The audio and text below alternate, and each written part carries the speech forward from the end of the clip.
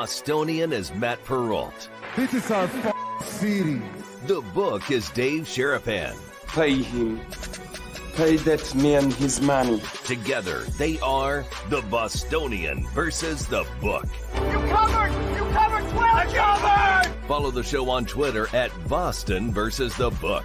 How do you like them apples? Bringing you the best insight on sports betting news, Matt and Dave's daily picks, and an entertaining and unfiltered dive into the sports betting industry.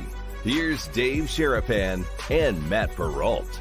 And here we go.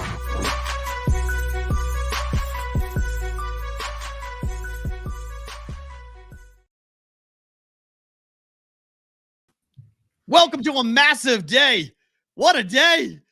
BvB live, 2 guests and more stories, and we're going to have time to talk about today. Dave Sharapan, Matt Perrault, 2 guests coming up. Got a sports betting conversation. We'll go live to Boston. We got Fitzy coming on talking about Belichick. You're wearing the Boston stuff for the Celtics and the Milwaukee Bucks. The return of Drew Holiday to Milwaukee tonight. There's an NBA game going on right now in Paris that I didn't know about till you told me about it. Going on right now. Woo! Catch your breath, get ready, settle in, get your popcorn, because we got a lot to get to today, Dave. How are you? Parlez-vous français? Basketball game tipped off, Brooklyn and Cleveland. That's the least of our worries right now. All these coaches retired. We're going to discuss all of that. I wore the Boston stuff. I can't wear the Patriots stuff. I can wear the hat, pat the Patriot, but I said, you know what? I'll pay homage in my own special way and what I got in the, in the closet. I thought you wear Bama stuff today. I thought you'd be the Saban side of things today. Yeah, no. We got it's green. Green was the theme today. I said green, Celtics and Bucks, and I was going to wear the Bucks stuff to Jag, and I said, you know what? I like the Celtics tonight plus the points. I can't wear the Bucks stuff.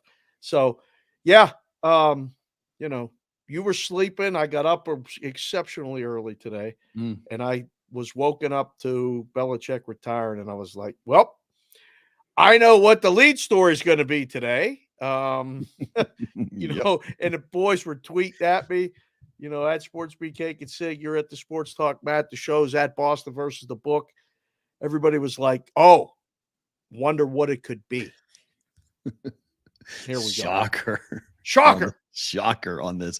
Jeff Edelstein from the Sports Handle will join us about an article that he wrote about sports gamblers in America and how the market actually may be more robust for profitability for the sports gambling companies than initially thought. Maybe there's more money in America than we initially thought. It's not really a pleasant article if you're a gambler to read. It's kind of more or less like there's more money to be made off losing gamblers than maybe they thought in sports betting. Well, people like the parlays. We try to tell you all the time, like the parlays are not the way to make money at this. Like, it's fun and strategically, 2-teamers and money line, maybe. Yeah. But don't go 3, 4, crazy 5 with the same game parlays and all that other stuff. Jeff will get into all that. Yeah, we'll get into it. But it's been, people who are running hedge funds and investment firms are saying, well, maybe there is something in the sector because they didn't think people were going to bet parlays as much as they are. But a lot of people bet what they see. We were talking about that and about the advertising and all that other stuff. I mean, it's right splash at you every day. I mean, anything you turn on. I talked to somebody today, closed up shop with the Brigade Proxy Service, with one of our customers, and just called, and he said, thank you for the service. And, nice. We're going to do it again next year and try to get you new customers and blah, blah, blah, blah, blah. And, he's in his 60s, and he was like, man, he said, back in the day, you used to have to hide in a closet when you did this stuff. And now everything I turn on, I watch a game, I see 10 ads. I see this, I see that. He goes, it's just different. And somebody's got to speak the truth. He said, keep doing your guys' show because you guys kind of do speak the truth. I said, thanks. That was like a compliment, I guess, but good. Well, it is. I mean, you've joked around and saying, what does somebody have to pay us to do the BvB same game parlay? And I don't think there was a dollar figure there that really would, because no book's going to want it because we'd be disingenuous if we did it. I mean, we've been talking about it negatively forever. and all of a sudden we're now taking it because we have a sponsor. Like that creates a problem. Like, you know, that's just a difficult. People ask us all the time, like, you know, why is there a number though? Like, just curious. Is there a number? I mean, I don't know. What's my integrity worth? I don't know what my integrity is worth. Well, that's my answer too. I guess I haven't seen what the number is until you put it down on a piece of paper and say, we're going to pay you, 7 zeros to do this. And okay, I mean, obviously it's life-changing amounts of money. 7 zeros? It would need to change my life. I've stood on a table for this long and I've talked about the fact that same game parlays are not the way that you're going to make money doing this. And that everyone in every single faction, section, and written piece is pitching you guys same game parlays. Yeah. And the advancement of these gambling companies that are essentially sports, they call it daily fantasy parlaying, but it's sports betting. And more states are figuring it out that it's sports betting. And they're asking the right question. Like, why is this 6-1 parlay return 25-1 when it should be 45-1? Like, what does the public know this? Do they know the math? Like, have you explained that even when they win, you win because you're keeping more money than you're supposed to be? Be paying out $200 or $400, and you're paying out $200. Like, that's good for you. That's great for you to do that. Right. So, yep. That's all the the conversation that we've had on this show for a long period of time. I have not taken jobs because they strictly wanted the same game parlay. I said, let someone else do it. It's not for me. I appreciate you wanting, not only do you want me to do it, but you want me to go on with me saying it, that this bet is, is what I'm betting today. I'm not betting that today. Right. I'm not betting that today. I'm not betting that tomorrow on Roll Call Friday. I'm not betting that on Monday, Tuesday, Wednesday either. Like it's not for me. I mean, I swipe past it. Now the apps locally, they have them now at the top. You see them. The Caesars app, the other one I'm using, the Boyd app's got them. Like they're in there.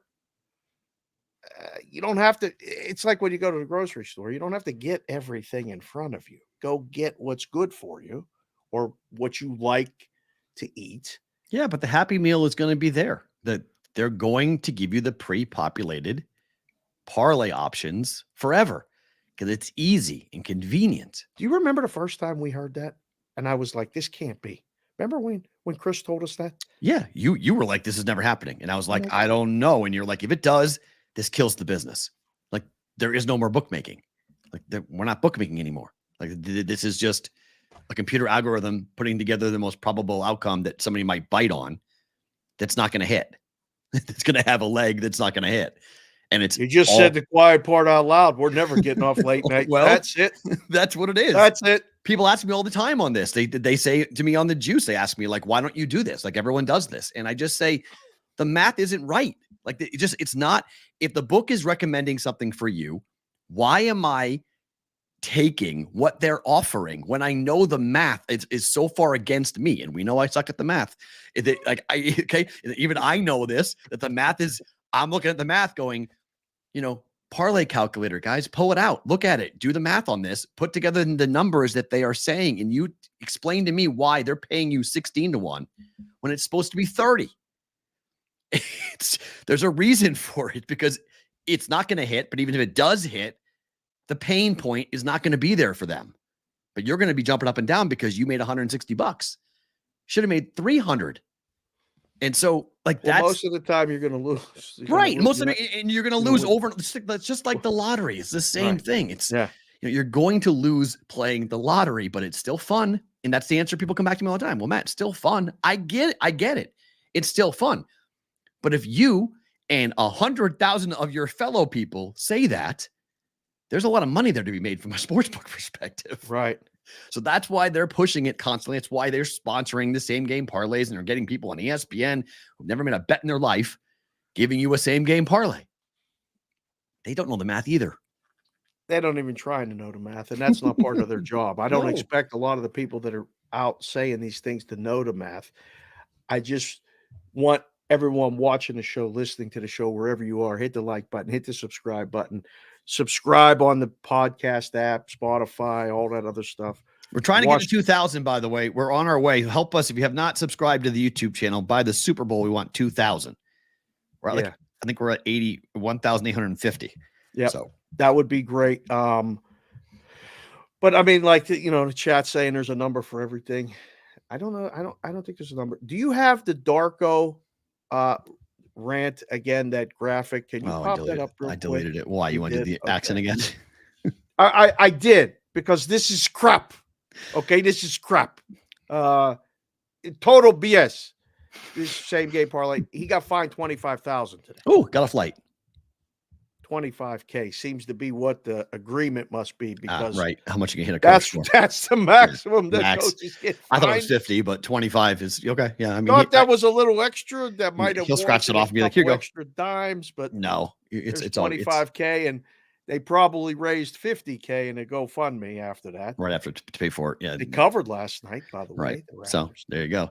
On that, Fitzy will join us from WEEI in Boston. Yes. He has worked for the Patriots. He has known Belichick for a very long time and has worked closely with the organization. And I'm very curious to have him back on to hear what he's going to say about today. Because are you sad today? Yeah. Is it like a melancholy day? Or just like I'm old, everything ends. This is what all of those things right there. I wake up. First things I'm seeing all the people mentioning, hey, Belichick's out, tagging me, blah, blah, blah. We have our call. I get off our call and I go and watch Belichick's speech. The first thing I said was, sorry, Will, fuck, I'm old. It's the first thing I thought. I go, I was 22 years old when Bill Belichick was hired as the Patriots head coach. Yeah. I was living in Virginia. The first year was awful. The second year I went to Alabama. And I watched the Super Bowl win with TJ, who's going through the same emotions that I am going through today. Irony. Because his coach has left. Right. We'll get to Saban here in a second. Yeah. And both of us together kind of commiserating, going, because it's 17 years of his life with Nick Saban. And I'm with 22 years of my life with Bill Belichick. And yeah, I mean, even though from a football perspective, I agree with the move, it's still my heart sunk when I saw him say those words. Yeah. And I am moving on. I'm not going to be the coach of the Patriots. And I went, oh my gosh, even though I knew it was coming.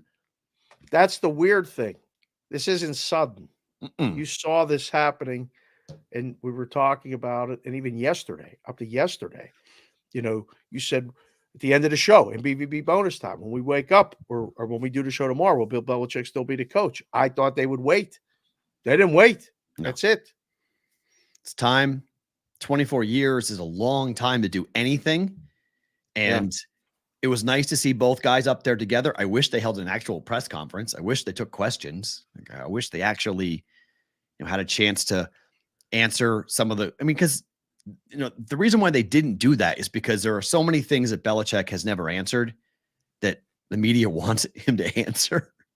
He doesn't do, with big time press conferences and controversial situations. He's been so good at deflecting all the controversy that this is the last time that you're going to get Belichick in New England at a press conference. Right. Yeah, I don't think he's done. There's no way he's done. I don't think he's done. There's absolutely no way. Bill Belichick will be coaching in the NFL next year. We'll get more of that here in a second, but the offshores have yanked the market down, Dave. Gerard Mayo opened up as a even money option. He was bet to 700, minus 700 in the books. Said, stop. Pulled it down. I saw you tweeting with Mason. Was that with Mason? Yes. And his response was great. He's like, listen, these are impossible markets to manage. They really are. You take two limit bets at even and minus 300, and all of a sudden you're skewed too much and all this other stuff. I wouldn't read too much into it. Okay. But I think right now he's the overwhelming guy that's getting that job.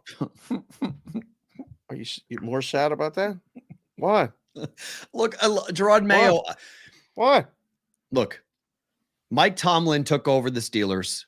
Yeah. After Bill Cowher from a defensive coordinator position and has had an amazing run. Not saying Gerard Mayo can't go from the defensive coordinator spot where he ran the defense this year really, really well to become the head coach. The problem for the Patriots is the offense. It is not the defense.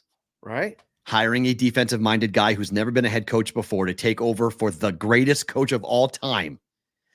This is not, I heard this morning and I totally agree. The guy who takes over Nick Saban's job in Alabama is going to be expected to win multiple national championships. The guy who takes over the Patriots job is going to be expected to win multiple Super Bowls. That's a tough spot too. I don't know if I want to be the guy that replaces the greatest coach of all time. I said that yesterday. But Mike Vrabel has that thing that you need. He doesn't care. But he maybe doesn't care. Maybe they want something different. Maybe that's why they're talking to him. But maybe they Mayo want is but Mayo is the same thing. He's just a younger defensive guy who played under Belichick, who's ran the defense, who's from the community, the family. He can run right into the locker room. They know all of them. They love him. I get it. Right. But how many times have we seen these guys who have never been head coaches before take over teams and they can't do all of it? It's such a different job. The CEO of the team is so different that if you haven't done it before and you haven't proven that you've done it before, I need someone who knows, I know that I can at least believe that day one, he's walking in with a legitimate plan and has done it before. And Mike Vrabel is from the family. And I'm good with them not having done it before. If that's the guy, I mean, look at DeMeco Ryan. Right? True. Didn't do it before. They made the playoffs. They won 3 games before he got there. How many games the Patriots win this year? 4, but they've got 6 championships. How many games they win this year? 4. Okay. Perfect time to give a guy a shot like that. Not with Houston's expectations. The expectations with Vrabel are going to come in through the roof. They're going to be there anyway. Whether it's, I don't think so. So you think Patriot fans are going to go into next year with Gerard Mayo and be like, yeah, you have a year, go ahead. Now the market works. It's not how Boston works. Well, we're not giving anybody an opportunity to get their sea legs. Okay. People wanted to fire Joe Mazzulla last year when he went down 3-0 to the Miami Heat. Okay. You were coming with the pitch. I was there. Then he came back and he forced the game 7. And I said, okay, fine. You proved to me you can actually get the guys off the mat. So you're all crazy, is what you're saying. All you Boston people are completely 100% off your rockers. We're completely and totally nuts. All of us are nuts. And look, prop toppers. Only thing you compare today as a Bostonian is my youngest moving out.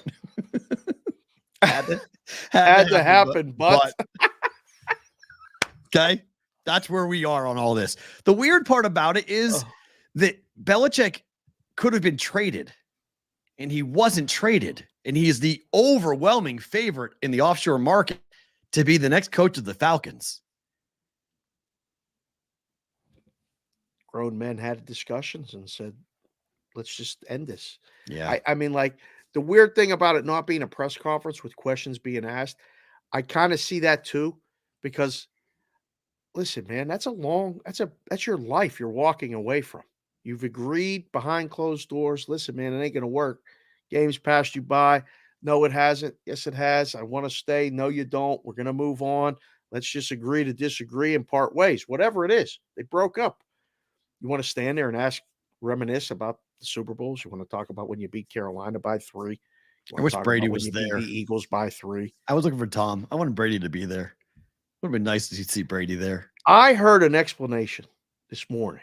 Okay. When I woke up and went to the bathroom and my phone was blowing up.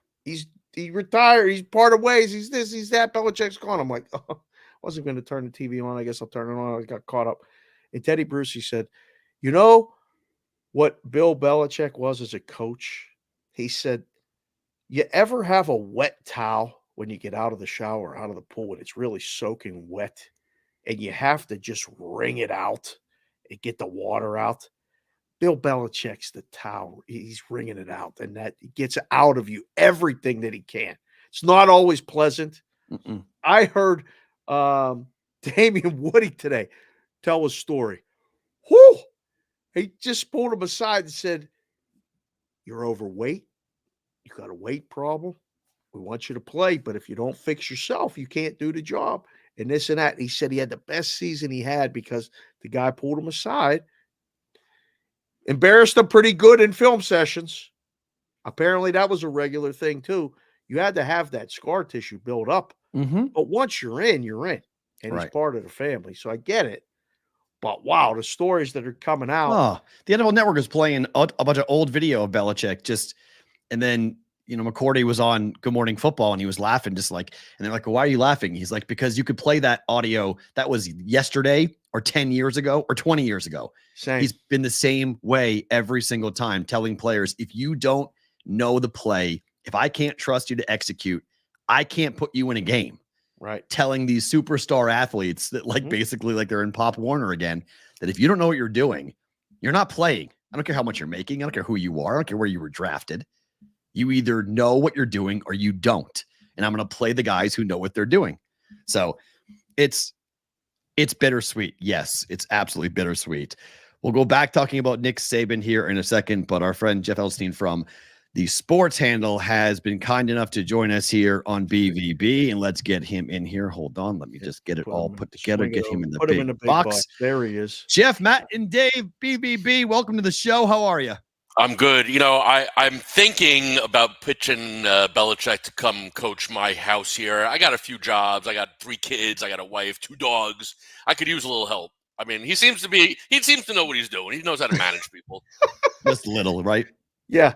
This is good. You sound like you got a lot of similar things as what I got over here in the house. I have 3 kids, 1 dog, a wife that is a CEO. I just kind of live here, Jeff. So this is welcome to the club. Well, let me put this up, Dave, real fast because this is the headline that Jeff wrote on Sports Handle. Is America lousy with bad sports bettors? One hedge fund manager thinks so, but bad sports bettors is a loosely defined term. So as we get into this, go ahead and Dave, you can take it from there.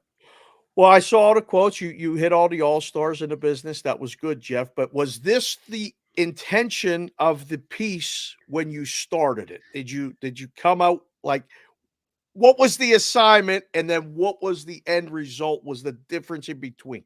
Well, I saw that quote from Chanos, the hedge fund manager, who made a career out of shorting companies, famed for shorting Enron, and he was shorting DraftKings and I assume other sports books.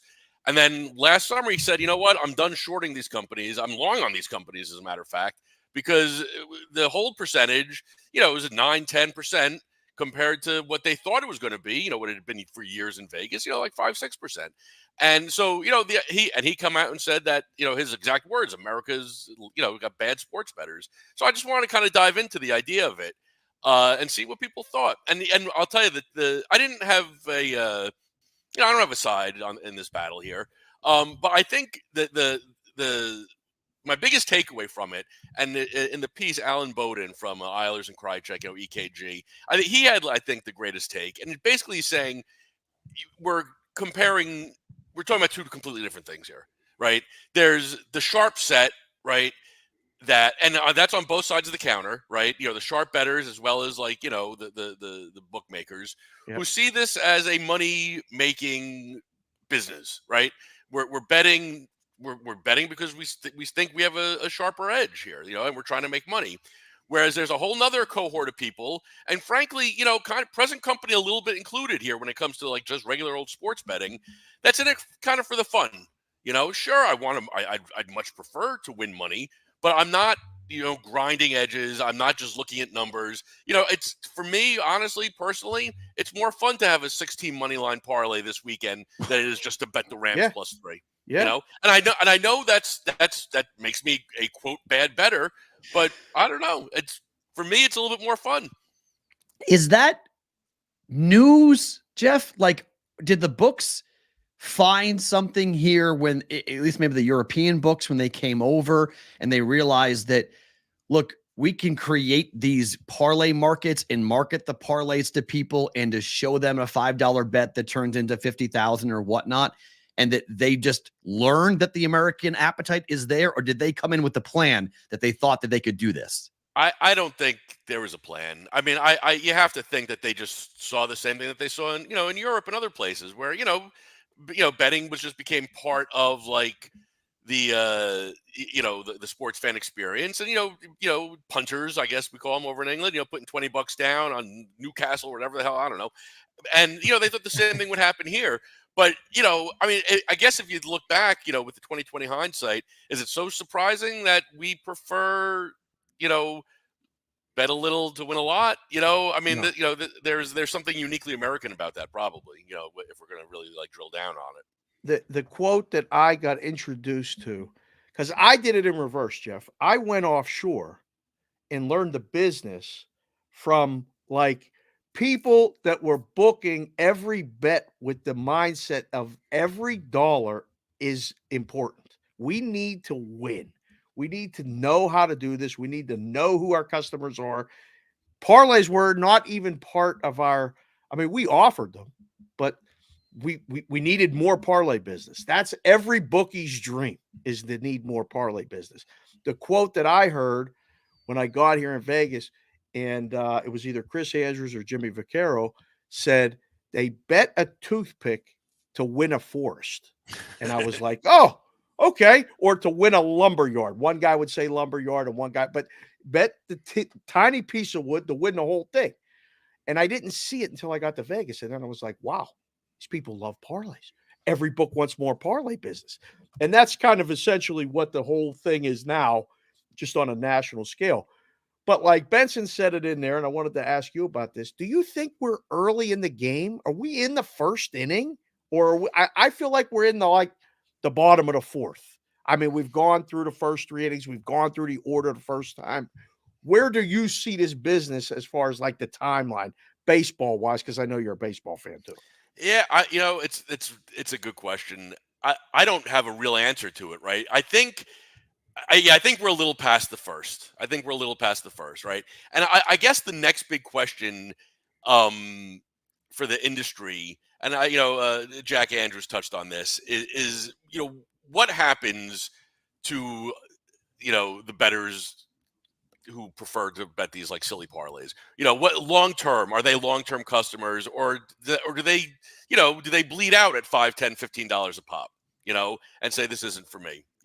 I think not. If I had to guess, I think that we're kind of in it. I think we're still early. I don't think the American bettor is going to leave. I think it's just going to get a little bit more popular. But I do think we're going to see a lot more gamifying of the experience, and I know that's like a buzzy term, and I'm not sure what it's going to look like, but I think we're going to see a lot more of that. Quite frankly, and I didn't touch on this in the article, I am dying to see what Underdog ends up doing in this space. I'm very curious. You're not alone in that thought. There's a lot of people waiting to see what happens. Well, if they get licensed, doesn't they go a whole different direction if Underdog gets licensed? Well, I mean, they're going to be they're one of they'll be in North Carolina. They got licensed there, and so like we expect to see them in a few months. And Jeremy Levine has just he's been beating this drum every time I talk to him about the gamifying, how Americans want games. They don't the European model is not what the American bettor was brought up on. They want something different, and I'm curious to see if he can crack that nut a little bit. Find me a place where the guy who likes betting the 6-leg parlays is welcomed as a how did I even phrase it? Kind of like in the way that a DraftKings or FanDuel welcomes the GPP player, right? Okay. That you feel at home there, right? Maybe there's not a sports book right now that the single game parlay player necessarily would feel at home at. Yeah, but I think as the education model, as they learn the model, as the public learns that 25x your dollars on a 6-game parlay is not true odds and it's not good. I think those companies are going to have to answer to the public when the public says, wait, I should be getting 45 to 1. Why are you giving me 25 to 1? Yeah, maybe. I think we're putting a lot of faith in the. I mean, have you bought a lotto ticket lately? Have you bought a scratch-off ticket lately? People seem to like playing those. I mean, I was going to say that too. There too. I'm from Massachusetts. Mass is the #1 state with scratch tickets. My grandfather gave us scratch tickets every single Christmas. We all got a stack of scratch tickets. We all know the odds suck. We all know they're bad. it's just sort of part of the mindset to go and you go grab a 6-pack of beer, you go grab a pack of smokes, and you buy 2 scratchies. That's just sort of like what people did, and they still do it to this day. I don't think the parlay business is going anywhere. I think that bettor is going to stay there forever. That's just part of the, I got $5 free. Go ahead and throw it on a 6-game, parlay. Yeah. Well, I mean, it's hard to argue that it's fun. I mean, it is fun. And so I'm not, Han Solo in Star Wars, never tell me the odds. I don't think most American bettors want to know. It's not something they're necessarily all that interested in when they're putting that guy bucks down. 100% doesn't want to know. I've done it. I've sat in the books and tried to explain it to people, and finally I realized there's no more explaining it. And Allen, as he's known on Twitter, said it like this. It's like the Wittgenstein thing of talking to a lion. You just don't understand each other because your frames of reference are so different. I had to Google it too. I did too. I know what it was, but it was a great quote. Open the tweets, Alan. Open the tweets. He won't do it. He will not. I asked him again this morning at 5:00 in the morning Pacific. Can you please open the tweets? He said, I can't do it. But it's so funny because it's a different language, right? And it's talking differently. Yes. Jeff, spin off a little bit into what you're doing professor-wise, because I was trying to explain it to Matt and I could not. And that's one of the other gigs you're doing with the media stuff. And it's kind of integrating sports and betting and things like that. Just explain what you're doing and where you're doing that at. Sure. Over at Rider University, I've been an adjunct instructor there in the communications department for 20 years now. And about 5-6 years ago, they introduced a sports media major. And I don't know. And so, I knew that it was there, and I didn't think twice about it. And then I started working here in this industry, and post PASPA, I realized that if you want to get into sports media these days, you better understand this side of it. Number one.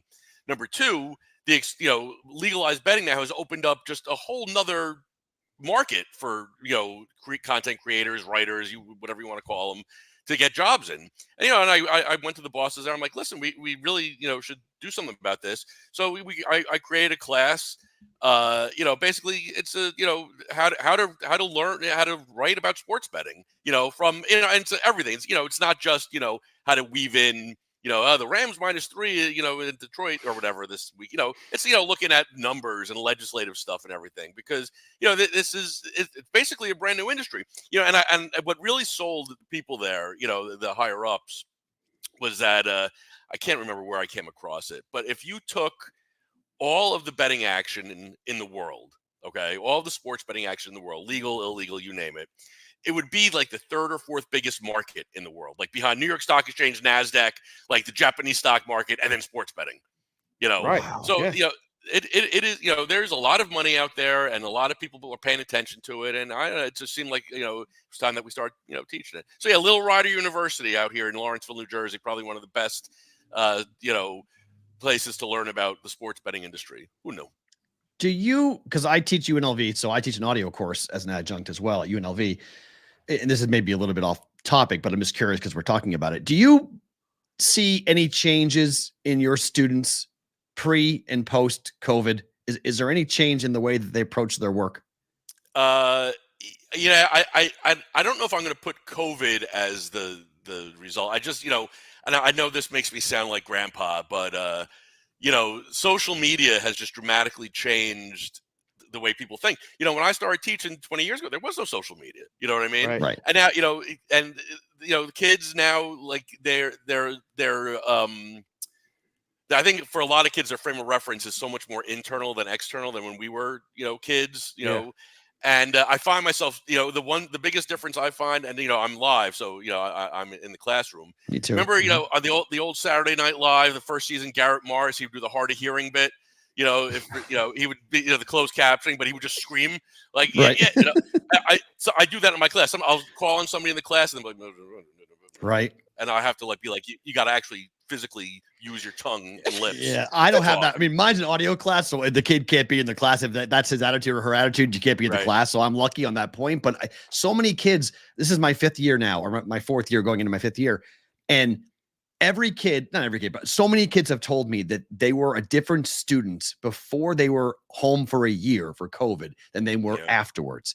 And and now I'm seeing it because when I went to to teach my first year, it was during COVID. And so my first ever semester I taught at UNLV was online. And then I said, I can't ever do that again. It was the most difficult thing I ever did.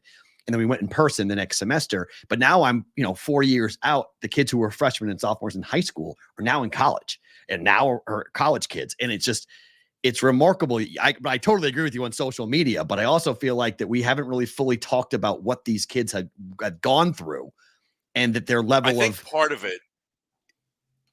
Yeah. No, I think part of it, now that I'm thinking it through, is, my oldest is 14. So, he was still young enough during COVID that it wasn't, it hit him, but, and we had him in one of those crunchy granola schools. Doesn't matter. But I think part of it also is that a lot of kids, who are freshmen, sophomore, juniors, even seniors in high school, they go online and they realize that the 6-hour day that they've been doing for the last, 12 years gets condensed into about 15 minutes worth of actual work. And they're like, what the hell am I doing here? This is, a bunch of baloney, The number one line that is, might have carried over. I learned, what's the point? That's what the kids say to me all the time. I learned, and I asked the question, what's the point of doing all of this? Yeah. And the answer as adults, it was hard for us to answer. We don't really have the good answer. My kid, he's a freshman in high school. He's loving life. He's having the time of his life. He's dating a sophomore. I haven't even talked to a sophomore yet in my whole life. He's already dating. Kid's doing all right for himself. But he is not academic. He's a smart kid, I think, but he is not academically motivated. And he brings home this geometry homework. He's like, what is this? I go, play the game, son. Just play the game, you know.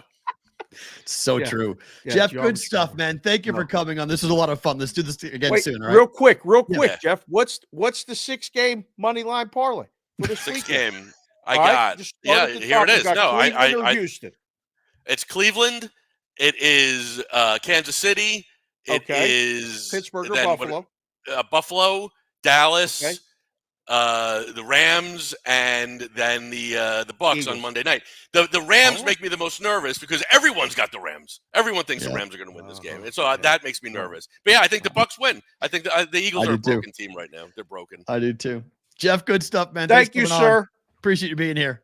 You got to take it easy. Jeff Edelstein from Sports Handle joining us here on the Bostonian versus the Book. Good to get him on the program. Throwing out a 6-game teaser at the end on the way out, or 6-game parlay. 6-game money line parlay. Listen, the people love the parlays. That's okay. It's fine. Just understand you're up against it. Winning is very hard, and it's fun until the fun stops, and that's what it says on the pamphlet. Because when the fun stops, when I first moved here, I would do, I think it was a 14-game teaser. What? I did a 14-game teaser. What? It was a math problem. I just wanted to figure it out how to get to Monday night. That's all I wanted to do. And then hedge. That's it. Yeah. That's all I wanted to do. I don't mind that. I mean, you can hedge off the Eagles game too. I mean, if you I want would to do that. sit there. I was working Saturday nights at the Golden Nugget. They turned the sports book into a dance lounge with a band. I was working until 2 a.m. It's going to have its own chapter in my book. Okay. The night shift at the Nugget was amazing.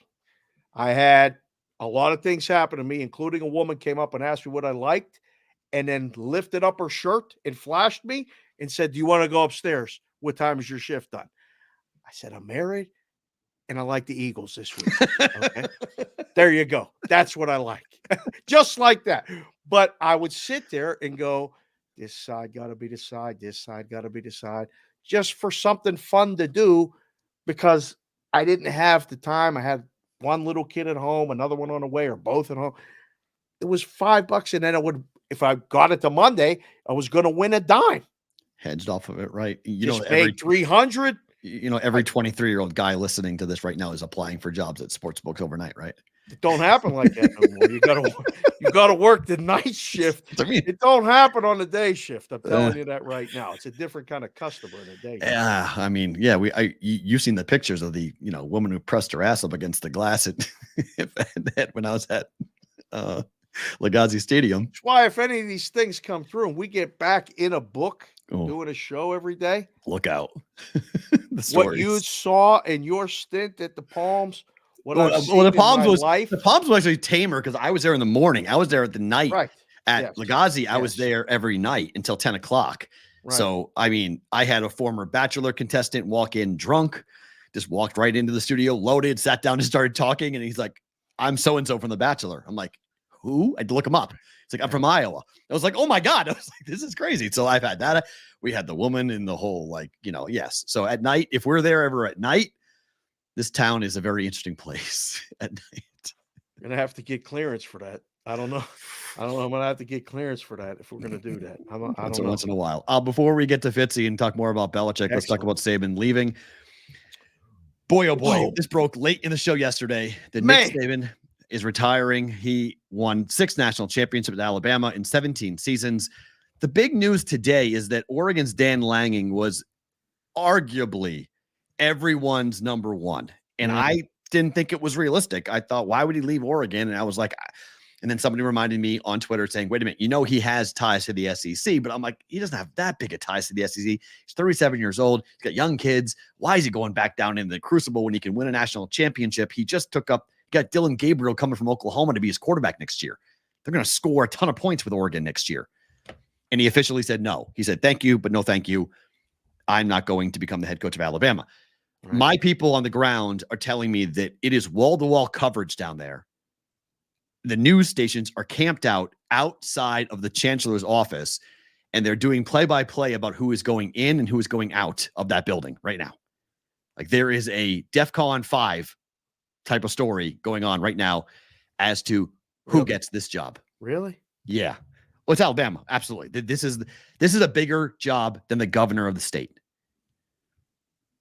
This is the biggest job in the state of Alabama. This is the most important position in the entire state. Is this the biggest job in college football? Right now it is, yes. Yeah, that Alabama is open, but the transfer portal stuff already started. The kids who are currently on the roster have 30 days to pick a new school if they want to leave. Every kid's getting phone calls like crazy this morning from coaches all over the country. Right. A 5-star wide receiver decommitted last night. Yep. Said, thanks, goodbye. I'm not going. They got to get somebody in here quick. It sounds, from the people that I'm talking to, it sounds like Saban is going to have a pick. He gets to pick the person coming in behind him. Well, I would hope that they would ask him, and I would hope that they would take his advisement, in the whole process. So it's interesting. I was looking for they're leaving cakes at his statue, real life cakes. This is real? At the Nick Saban statue. This is not true. Prop toppers. That's not confirmed. That's funny though. I believe it. No. I believe that. I 100% believe leaving cakes. Yes, they're leaving things by his statue. Yeah, we're leaving everything. What kind of cake would you bring to leave at his statue? I mean, maybe you know what he likes. I mean, it's not that. I mean, everything about Saban's known, so maybe they know he likes a certain type of cake. Red velvet. Oh. You like red velvet cake? I can't stand it. It's okay. Red velvet. It is red velvet. He just said, look, honest to God, red velvet. Red velvet. And I am not looking at that. I should be looking at that, but I'm not. I just guessed that. Red velvet. I swear we're going to get this so you guys in the chat on YouTube that we can put it on the screen. Right now it's Twitter only, so I know people are like, what the heck? I've been in the chat every day. I swear we're going to figure this out so I can go ahead and put the chats on the screen. LL said in the YouTube chat. Yeah. That in one market he's looking, Sark was plus 3,500 yesterday, so 35-1 last night. He's now down to plus 175. So I said it yesterday. That's the higher. Like, that's the higher.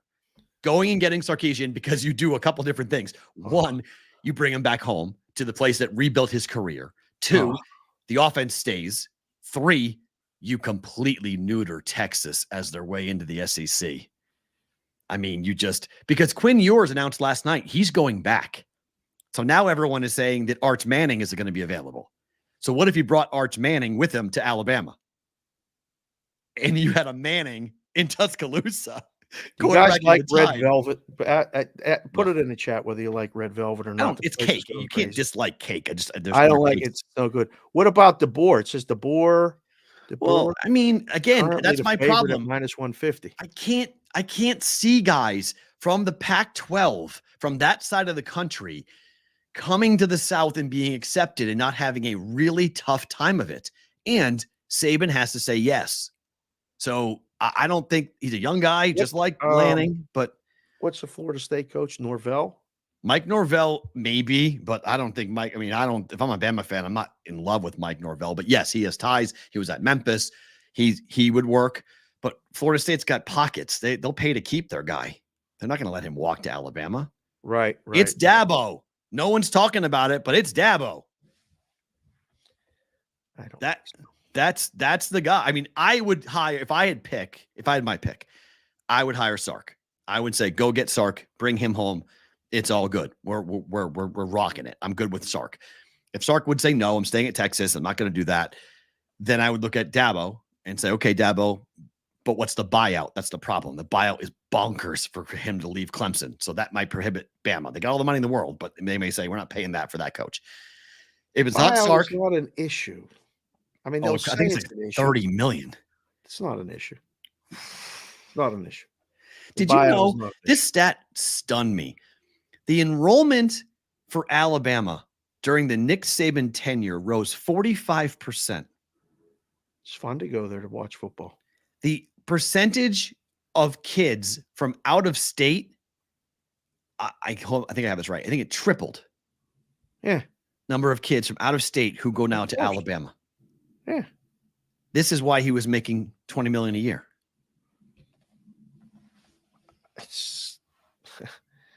He was dominating. You were there at the bad time. I'm sure Roman wasn't going up then. Nope. It was going down. Now it's remarkable when you look at the impact that he made on the university, not just the football program, on the University of Alabama, the amount of attention, money, prestige, people who wanted to go there. I mean, it happened when I was in school. I mean, that's why I went to UMass, because my entire high school tenure was during John Calipari's run at UMass. Right. And they were winning and winning and winning. And it was like, oh my gosh. And then I got there as a freshman and they went to the Final Four. It was amazing.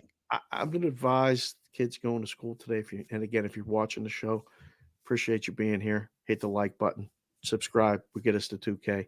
Don't go to school for the college football program unless you're playing for the college football program. Like, but isn't it just an add-on? It's just it's a cool thing. Yeah, but Alabama football is Alabama football. Like it's the thing. What do you mean? Stop. Am I going to tell a kid from Vegas to go to Alabama because they like watching them play on Saturdays in high school? Does it fit everything you like? Does it have your major? Does it have the weather you like? Does it have the environment? Those are all the first questions, not the last questions. They're all the same. They're all weighted the same. No. Personal life, nightlife, things to do, your overall life for 4 years matters. And if look, it's expensive to go to Alabama out of state. It's not cheap. Right. So like in state, it's cheap. Out of state, it's really expensive. A lot of those schools in the South are like that. And, I remember when I was looking at North Carolina, I was going to move to Carolina to get in-state tuition my senior year in high school because I wanted to go to Carolina. And it was $7,000 tuition in-state and $30,000 out of state. Right. And that was in 1998. That was a long time ago. So I don't know. It's just remarkable that Nick Saban and Bill Belichick and Pete Carroll are all about the same age, and they all are unemployed. They all don't have jobs yet. Bill will have one, but they all today don't have jobs. No, I can't wait till when Fitzy gets here. Oh, he's here. Teed up. Oh, he's here. You ready? Yeah. Oh, yeah. Let me put my boss. We're gonna get him in mid drink. Yeah, get him. Oh, he wore the Belichick T-shirt too. We can count on him. He's just chugging milk, drinking the Kool-Aid. What are you? Beer? Is it a beer chug? That was a beer. That chug. one's empty too, son of a bitch. There's not enough beer to fill the hole in my soul. The dog just went running. By the way, you hit the dog with one of those cans. Oh, Nike too? Yeah, he's not even smart enough to realize exactly how much pain Papa's in today. Did you not know this was coming, Fitzy? Of course I did. No, I did, Dave. I absolutely knew this was coming. Anybody with two sets of eyes and a keen awareness of exactly how bad things have been for the Patriots the last couple of years. I mean, I know Coach wanted us to know that it hasn't exactly been all that thin around here the last couple of years. But you know what? Actually, it was starting to get like refugee Bad. thin. It was starting to get like Adrian Brody in The Pianist thin. Like it was getting bad. It's a deep pull. If you people like Oscar movies, which is what I've been sinking myself into these days, post Patriots 2023, then you get the reference. But Look, Fitzy, when he said it, when he got to the podium today, and he said the words that I'm not going to be the coach of the Patriots anymore. We're mutually deciding to part ways. Like, it was still hard to hear, was it not? Even though we knew it was coming, it still was like, holy shit, Belichick's leaving. it was just like that moment you see in cartoons or in like those kind of movies where somebody just goes like, and you see like in Ghost, and you just watch your soul literally leave, and you're like, no, I'm not done with you yet. Get back here. And then you stuff it back into the black pit that is your heart. You know, actually, the first thing I thought this morning, guys, no joke. The first thing I thought this morning was, no matter how prepared you are for something that you expect, you're never actually ready. Like, I could tell you right now, like this happens in accomplishment, it happens in failure, it happens in life, joy, death, all of it. Like, somebody could tell you, like, I think that's it, and you're like, I'm gonna be fine, and then they're gone, and then you're just like, oh God. And like, I could tell you right now, like, I'm gonna kick you in the nuts, and you're like, that has happened before, and then I'm gonna kick you in the nuts, and you're gonna be like, holy shit, that hurt. You just kicked me in the nuts. It hurts way more than you expect. So seeing Bill Belichick up there today, you know, it wasn't as shocking as the Brady press conference after he lost to the Titans and threw what I believe was a, you know, kind of a purposeful pick six to his old pal Logan. Oh, I definitely think he was like, F this, I'm done. And didn't even cover the teaser. No, yeah, exactly. And then of course he screw your money lines, I'm out of here. It wasn't as shocking as when Brady incidentally referred to the Patriots as they in the press conference immediately after the loss to the Titans game. But it's still surreal. Like, this represents half of my adult life. Like, it's half of my lifetime. Right. For a lot of fans, it's been their entire life. It's been, you know, a third of the franchise. He's the winningest coach in NFL history, Patriots history. And, you know, like, just watching everything that he represented and stood for, the winning, the dedication, the work, the catchphrases, the tags, the misery, the joy, the celebrations, the agony, all of it. Like, Belichick is such an asshole. And the thing is, guess what?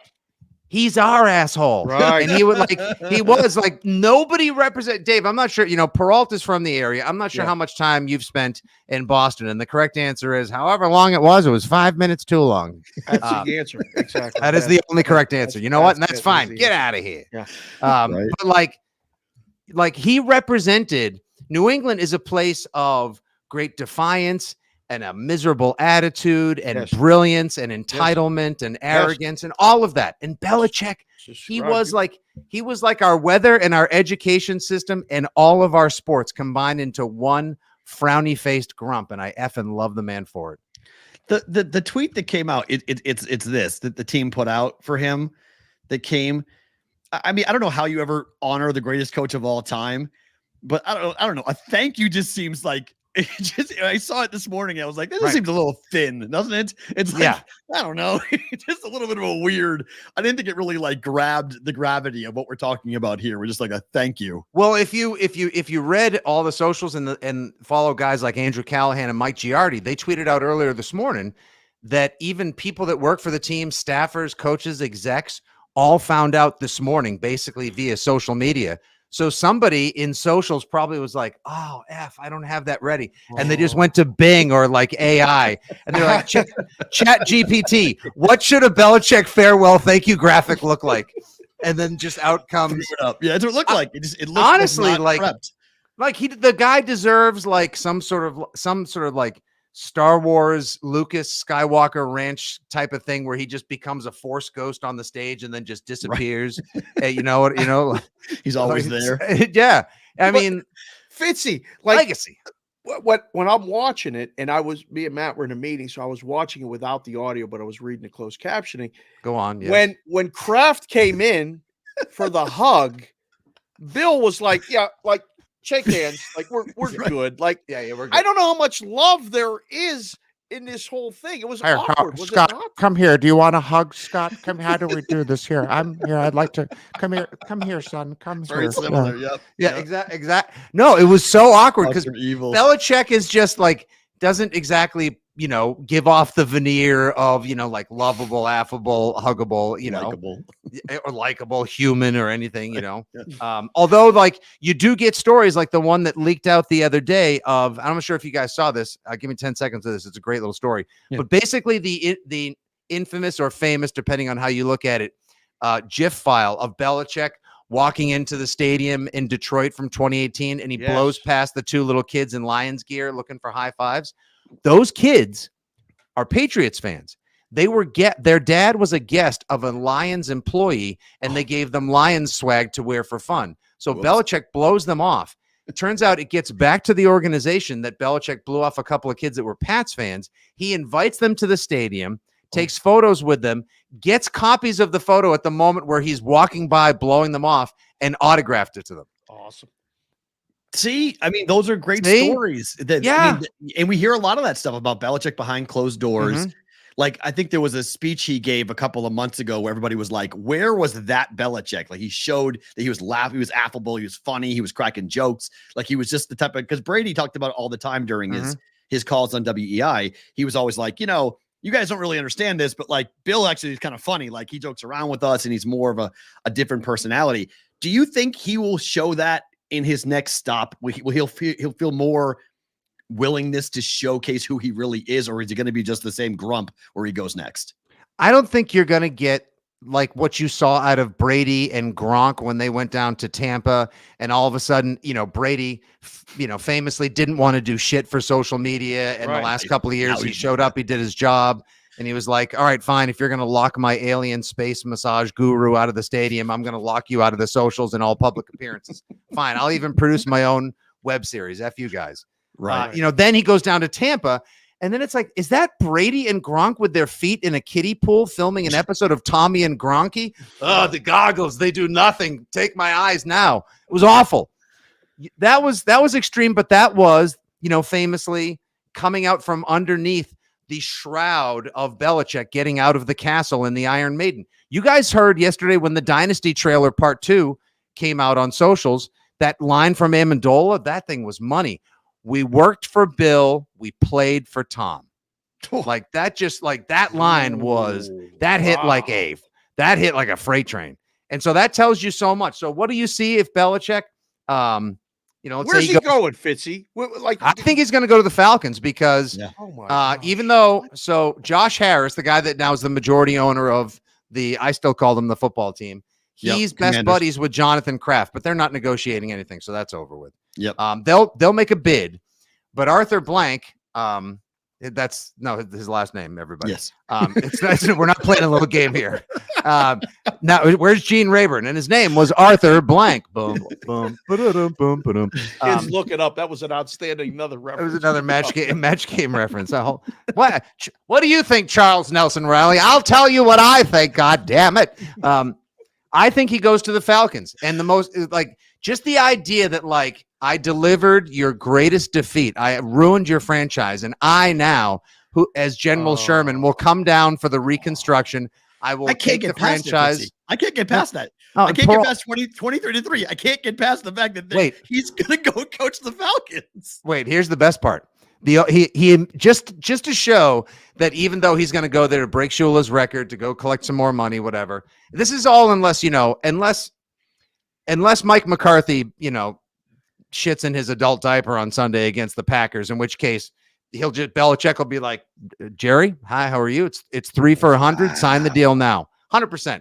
Maybe Sirianni, but that would be insane. That would be almost as insane as hiring an offensive coordinator to coach your defense. Jeffrey Lurie is from Boston, so he's got, right? Oh my! The owner of the Eagles is from Boston. There's your big three to me: the Falcons with Arthur Blank and him just literally saying, "You can put my last name in on the check. It's yours. Like, just write your own check, Bill, and help us come back from 28-3." And if Belichick should write, okay, I'll take a deal, 3 years, $28 million per, and then Arthur Blank will be like, "Oh, curse you." Philadelphia, if they crap the bed Monday against Tampa, which would be weird, but I bet you Belichick takes meetings and holds out to see how McCarthy does because, and look at that. Think of that too. Swooping in, Bill Parcells was not able to do it, just to make sure everyone knows that Belichick is the greatest coach of all time. He just whips it right out on the table, goes in and takes care of what Parcells, Jerry, and everyone else couldn't do. Could you imagine if he goes to Dallas? No. Because Sean Payton was supposed to go to Dallas. That was his job until he wouldn't wait it out. So he went to Denver. And Mike McCarthy did well enough last year to keep his job. If the Packers were to beat him, Dave thinks it's not possible. I think it is. The Packers could be. Now I want the Packers to do it even more. Now I want the Packers. I want Bill and Dallas. Well, Dave, I mean, like, if Dobbs and Christian Watson, who both have kite strings for hamstrings, if they can play on Sunday, makes a big difference because now you're stressing every aspect. And I love the Packers. I love what they've done. LaFleur's a play calling genius. Love has some swag about him. Every tight end and receiver is a second-year or first-year player in the league. Like, they're going to be dangerous for years. And they're going to go into this game with a house money DGAF attitude. Like, all right, whatever, let's just go. They're not going to coach conservatively. They'll go for it. And McCarthy is going to like coach not to lose. Fair. So I would expect you hope Dak doesn't throw picks. Right. Exactly. You hope Dak doesn't whistle one into the arms of Jair Alexander, which would be why I think the Cowboys win, but I like that spread. I think the Pack keeps it close. Fitzy, what's it like to be completely orphaned from the playoffs, for the whole playoff picture? Like, we're used to it now. 3 years in a row. Well, I know, actually, but it's really the end of it all. I've been making plans in January for a while now. It's weird. It's actually not. It's kind of more the norm. Like it got Actually, you're lying. I know you were trying to be like, oh, little nut shot there, Fitzy. Like, that's all right. Oops, I'm sorry. I didn't mean to. Did I knock over the 6 Lombardi? Sorry, I'll pick those up in a second. Oh, my God. They fell right onto my pile of AFC Championship shirts. They had a safe landing. Yeah, I mean, like, when people say, like, oh, geez, this was such an un-Patriots-like season this year, with special teams errors and an unproductive. This has been more the norm since Brady left. Yeah. 3 out of 4 losing seasons. Belichick's unbelievable laser-like myopic focus on certain elements, like making sure the defense is right, game planning, prep, etc. Sometimes, as we've seen, gets in the way of him having succession plans and the forethought to make sure there's a replacement for Brady, to make sure they have not addressed tight end of the future, slot receiver of the future, quarterback of the future, and even wide receiver. And Matt and third down back. Like, James White was our guest on the live talk show in Stadium Sunday at the stadium, and he was awesome. And ever since he went down with that hip injury against the Saints in 2021, they have not introduced a new Vereen, Falk, Woodhead, and these are the components that made the Patriots game plan McDaniel's offense so dynamic and unpredictable. And it's become predictable, and someone else needs to go in there with like a Dyson vacuum and a can of Raid and a Swiffer and just wipe everything clean. And like, this is a gut, make no mistake, this is not a live-in reno. This is a gut reno. We're hitting the reset button in the back of the Nintendo. Then it can't be Gerard Mayo, then can it? Oh boy. If we're doing that, right? I think it's gonna be. And it's my problem. If you're going to do that, and I'm with you, let's completely burn the thing down to the studs and build it back up again. Hiring a guy who's currently on the staff because you want continuity, that doesn't scream burn it down. That screams, I don't know, like Scotch tape and bubble gum, putting it back together again. Right. That screams paint over it, flex tape it, crazy glue it, all that jazz. Right. Works though. It does. Oh, I mean, it's amazing. My garage door fell in half during a rainstorm. I went out and got a thing of flex. Don't tell anybody. It's fine. Brady was the flex seal in this team for 20 years, and when you lost that, you lost the ability to hold so many things together. And next thing you know, cracks in the wall, and the slipshod nature of certain things came to be. But I mean, if you bring in Mayo, now you're okay. So you have a young, energetic guy that you think can be one of your new voices of the future. To me, I wouldn't say he's part of the $1,000 tracksuit club that is like McVay, McDaniels, Shanahan, etc.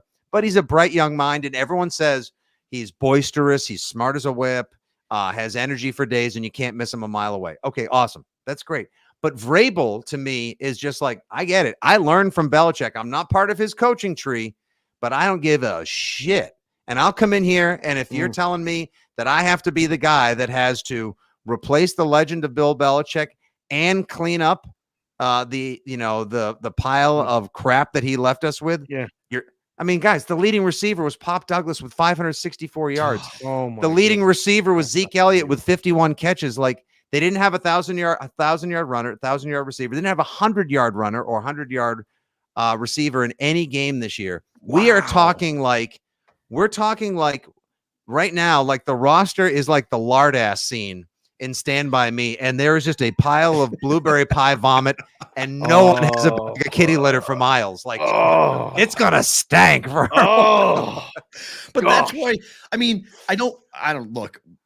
Robert's going to do what Robert wants to do. It's his team. Mm-hmm. But do you think Vrabel wants the job? Oh, if hell they yeah. offered it to him, think Vrabel would want the job? I memean, you guys heard when Amy Adams Strunk sat down and did her little NPR thing this week in Nashville, and the word leaked out that she was mad that Vrabel went up there and said, "We have a game to win today. It's so great. Don't take it for granted. It's not like this everywhere else." Yeah. And she was like, "Michael Vrabel, I'll have you know, we're paying you a fine salary, and you go up there and you polish their knobs. Well, why don't you go ahead and I'll trade your steak tips for hot chicken. Good day." She was hugely. She was pissed. Yeah, she was pissed. He loves it there. I heard way back in October that once you, Matt, you referenced earlier, like Belichick was on the money in an appearance earlier this year. Why can't he always be that funny? That was the Hall of Fame weekend. Yeah, where Vrabel came back to town. And he, was just on airs that weekend, and so was Kraft, because he talked with Vrabel, and Vrabel sat in the owner's box for the whole game. That's when they beat Buffalo. So obviously everything harmoniously lined up that weekend. He knew right then and there, like, if they let him go, this could be my guy. I would give it to Vrabel as well. But, if it's Mayo, it's Mayo. And I'm going to be so disappointed. Last one for me, Fitzy. Buddy. I'll let Perrault tie it up. One, more excited about the Celtics or the Bruins, because we got to move on. It's a new season. Everything's done with the Patriots. So Celtics or Bruins. And number two, what the hell's wrong with tracksuits? The fans, tracksuits are good. Dave loves them. I got nothing against tracksuits. I just like these guys all. These guys are like imagine like the days, like, can you imagine saying to Tom Landry, who shows up in a suit, made of wool and asbestos with his hat and tie and everything, like one day someone's going to be wearing athletic gear to, on the sideline coaching NFL games. He would have been like, "Over my bald-headed dead body, son." Hell no. I'm not saying dress like Mike Nolan on the sidelines, but at the same time, everyone, wearing like, their capri pants with the legs pulled up. Like they did. What are we doing, please? And they have glasses on from Apple that have, a connection to the metaverse. Like, what are we doing? And two, I'm more excited about the Celtics because the closest chance we have to ending the interminable duck boat drought in this town is on the backs of Gang Green in pursuit of Banner 18. I mean, good for the Bruins and all, but like, that's a house money team after their bed shitting last May against Florida to me. Right. Yeah. And that's why I think they might win it all, because it is a house money team, because that's what happened to Florida last year when they got bounced the year prior, having the President's Cup, and then went to the Cup Finals and lost to Vegas. Get your head around this. There were people on Twitter talking about what the Boston market's going to look like. Mm-hmm. When we were growing up, the Patriots were fourth in the pecking order. The Red Sox were number one. We all died to watch Pedro Martinez pitch, and we all dreamt of the idea of winning a World Series championship and ridding the idea of Bill Buckner ever existing in Boston. We saw the Celtics win. We saw the Bruins play for cups, but they didn't win it, but they played for cups. Do the Patriots fall back with Belichick gone? Because I've seen people saying, like, everybody in the Boston media, you better be careful because you wanted Belichick gone, and now him being gone, the attention, the jobs, the market, everything about the Patriots will change without Belichick. I mean, he was the biggest star on the team after Brady left, so much so that Amazon didn't even know who to put on the graphic to tease Thursday Night Football. So it was like, Watt versus Belichick. And we were all like, fine, suit him up, get in there, Bill. I damn well be more entertaining than watching Bailey Zappi try to complete passes to Tyquan Thornton, for Christ's sakes. No, I say the Patriots for at least a season, if not two, because of the curiosity. Now, whether that's competitive curiosity or morbid curiosity, depending on how free agency, the offseason go, et cetera, and who the new coach is. I say the Pats stay on top for a while. they got the number 3 pick. They got the 3rd most amount of cap room. So there's a chance somebody can come in and make this a team that's interesting to, what the hell? The Red Sox aren't doing shit. Nope. Hockey is more of a niche Canadian sport that has its market and its fans in this country. All right. No, the Patriots will, because of the legacy and the foundation that Brady and Belichick built, they'll remain on top for the next couple of years. I think. I'll leave you with Jim Harbaugh goes there. It's all back to the top. Jim Harbaugh. I love Harbaugh. I could just not imagine. Like, to me, Jim Harbaugh, God bless him. I got all this Go Blue in my family as well. And I'm thrilled for all my in-laws that they got the championship. And that was a wagon of a professional team in college football clothes. Working with one of the Harbaughs would be like, to me, it would be like, what if you left like a German Shepherd in a car in the summer with all the windows rolled up and you were trapped in the same car as well? Like, just like the constant, just who's got it better than us? Who's got it better than us? Whole milk. Like, just absolute madness. He's not going to come in and want to clean up all this shit. I can't imagine that Harbaugh would. My dream is this. I'll leave you with this dream. Vrabel head coach. They sign Derrick Henry. Mm-hmm. They draft Jaden Daniels. And they spend money on a big time wide receiver. And away love we it. go. Or you draft Marvin Harrison Jr. Okay. And you grab a tackle. And you take a high floor guy like a Bo Nix, and then you spend your ass off in free agency. And then you get back up to being competitive. Yes, exactly. And then and the dream is finalized as Belichick decides to eschew being a professional coach in the NFL and goes on and accepts the vacancy that is currently posted for the Nantucket High School football team. Fitzy, you're the best. Love you, man. We'll talk soon. Boys, thanks for having me on. Viva Belichick! Have a beer for me, my friend. We're all going to need it, unfortunately, here in the next couple of months when it comes to the Patriots. The dog. Did he know he hit the dog? He went like this. The dog got smacked. It was great. The dog was like, what the hell happened, Dad? I was just sitting here. You throw a empty beer can at me. Oh, goodness gracious. Yes, but we'll see what the Patriots wind up doing. Before we get to the games this weekend, I just wanted to bring this up. Did you see this story? Only when you sent it to me, and then I read it. This is the weirdest story of the day. So ESPN has been caught in the most ridiculous, as Awful Announcing wrote today, dumb Emmy fraud scandal.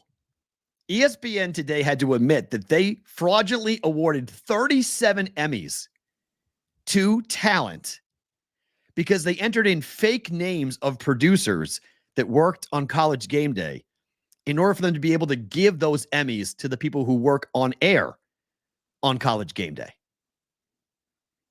Supposedly, allegedly, reportedly, the talent had no idea that they were receiving a fake Emmy from ESPN. Right. But they had the names redone on the Emmys when they came to ESPN. They re-stenciled them to the names. One was given to Aaron Andrews in the name of Eric Andrews. They just changed the N, and then they said, "Here you go." I read that article and I was like, they used the person's last name and changed the first name, so the engraver had less of a problem to worry about. And I mean, what are we doing? Real, but I know it's real because your guy wrote that site wrote it. So that's Awful Announcing. It's real. They had to give back 37 Emmys. They had to go and take the Emmys back from the talent they gave it to and said, sorry, you didn't actually win this Emmy trophy, even though you've been displaying this trophy, in your trophy case that you won an Emmy for being on College Game Day. No, you didn't. You didn't win an Emmy.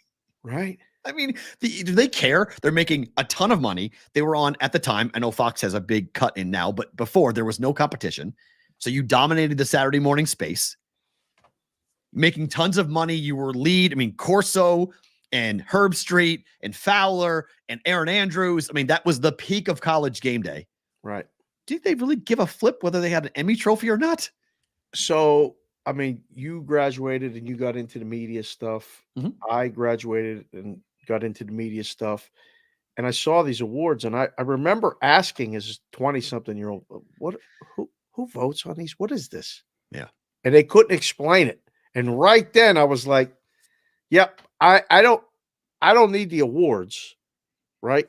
And we've had meetings, you heard me say, what we need from you is money. I don't need no award. I don't. So Yeah. when we're talking about like if we're going to get paid, if we're going to do this or we're going to do that, like I think that's way more important to those people.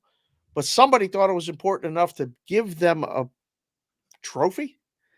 I mean, it's a And trophy. make up a fake producer who worked on game day to get. So in case you're getting confused by this, they entered College Game Day into the Sports Emmy competition. Right. It won. Right. And so they were awarded a number of Emmys for the people who worked on, but it wasn't for the talent. Like the physical statues, like Yes. this helmet. Yes. Like this was, you had to Right. order 38 of Because it them was, and but list they names. had to have guys, or women and men, who were working on College Game Day. So they gave them an award for the production of College Game Day, not for the talent on Right. College Game Day. Right. And they knew that if they put the talent name down on it, the awarding company, the Emmy Awards, would have said, no, this is not for your talent. This is for people who work behind the scenes. Right. But ESPN wanted their talent to be awarded the same trophy. So they faked the names of the people who didn't exist, fake producers. And then once they got the engraved Emmy back, they re-engraved it to say the talent and then gave it to the talent. I don't understand. This is the stupidest thing you could ever. This is so dumb. Like for ESPN PR to have to answer this question today, like the person must have just like put their head through a window, gone like, I have to deal with what now? I'm up to my eyeballs on what's going on with Pat and what's going on with ESPN talent, and I got Jimmy Kimmel's people. I got to deal with what now? we did what? I don't get any of it. Oh, I read so the story bad. and I'm like, what in the world are we doing? And then when you find out, what do you think? I mean, like it's all disingenuous. All of it. So bad. So bad. And you go, why did you waste your time doing it? Like Does it matter? Did anyone's life change? Anyone feel different afterwards? Does Chris Fowler really care? Like I would have loved to have been there. Well, I don't know. Maybe what if you put it up on the mantle? I'm sure he did, but how funny would it be if someone knocks on Chris Fowler's door and they're like, Chris, can I talk to you for a second? Like, yeah. You know the Emmy you got in 2010? Yeah, the thing that's been in my possession for like 14 years now. I kind of need it back. Well, why? Because you didn't actually win it? Well, what do you mean I didn't actually win it? I was on game day. Yeah, but it was for production, not for like you. But my name's on it. Yeah, we kind of did that after the fact. We kind of added that after the fact. I would have been like, you did what? Like, huh? I don't get it. I just don't get it. So bad. So embarrassing. And come on, ESPN. You got to be better than that, man. Yeah. All right. To the weekend. We go football. Normally on Wednesday, we did it. We had a big, obviously, yesterday was crazy. So we do it today on a Thursday. Cleveland now 2.5-point favorites on the road against Houston. Total is to 45.5 in this game. Do you put any stock into Joe Flacco's record on the road here and how good he has been in the postseason on the road? No, none of that past stuff matters to me. I never did, but it might to some people. I can't say you should totally dismiss it, but it's our show and you're talking to me first and foremost. So you asked me, I said no. Does it matter to you? I think it just means he's not going to be overwhelmed by the moment. So everyone's curious. You said it earlier in the week, rookie quarterback first start, it's an auto fade. So if you're subscribing to that, you feel better about having Flacco on the other side if you're going to fade a rookie quarterback who has not played before in the playoffs for a veteran who's won a Super Bowl before. So correct. It gives them a big advantage. That's one way of looking at the handicap. The other is to look at what the rookie quarterback has done up to this point. You want to talk about what feels like a totally galvanized locker room, a totally revamped. I mean, just think about how bad this team was just last year and what they had working, where they traded the guy who had a bunch of other things going on to the team they're playing. It's going to be awkward, right? Deshaun's going to be there. That's probably, I don't know how that's all going to work. There's going to be shots and different things, not title shots, boys. Stop thinking like that right now. I think there's money for Houston. The line's coming down, and I watched it come down in a couple places this morning. It's down to 2. The Houston money's there too. This is going to be an entertaining game. Total's 44.5. Got a side or over or under. Browns win, it goes under. Houston wins, it goes over. So I don't know who wins yet. So I can't give an answer on that because my initial thought is to take Cleveland just because of the way that they play offensively and the way that Flacco's playing with house money. But DeMeco Ryans is really an interesting piece to this because I can't wait to see what he comes up with from a game plan that we may not see coming. And those guys are buying in. Again, I just wish Tank Dell was healthy for the Texans. Their offense with him was he was such a difference maker for that offense. And look, Singletary's going to have to run the ball really well. And it's incredibly hard to run on the Browns. And so you're putting the game on CJ Stroud. And up to this point, he has played in every big game, in every big moment. Nothing has been too big for him. Yeah. But the game kind of rides on him. The boys have been sitting here patiently watching the show, enjoying the guests. And again, thank you guys for being here. Give them something to vote on. Texans or Browns? Who wins the game? Straight up or with the just no, who wins the game? Straight up. Just TEXCLE or HOU, whatever you want. Spot it don't matter. It's Texans Browns. It's easier. Yeah. On that who wins. Joe throws at least 2 picks according to Roger. Wow. I don't know if I buy that. Wow. That Flacco is going to throw up all over himself and cost the game. I don't know if I buy that. I'm not sure I subscribe to that. Again, watching the show live, go in there and vote if you can. We'll get a number. I think we'll get more Browns. I think the books will end up needing the Texans. Which they're probably comfortable doing, right? I mean, Browns on the road this year, it's been a crapshoot. It's fine. It's either at this point, there's 1 or 2 games that you're going to basically be able to like push yourself to need. But when the playoffs come, the volume goes up so much. There's only 6 games, and they're all standalones. There's not another game going on while the game's going on. So, on Sunday mornings, the early session can be 8 games. There's 2 that just slide by. Nobody cares about. That's whatever. These handles are so high, games book themselves. Interesting. KC laying 4.5 now. Total has plummeted all the way down to 44 because of the weather forecast. It is going to be historically cold in Kansas City. We're looking at one of the most frigid environments for a playoff game on record. And the Miami Dolphins have to walk into Arrowhead Stadium completely banged up. Miami, any shot here? Is there any danger of they're not going to postpone this game, are they? By the way, Fitzy just sent me a text message that said appearing on BvB is more fun than any show that I do.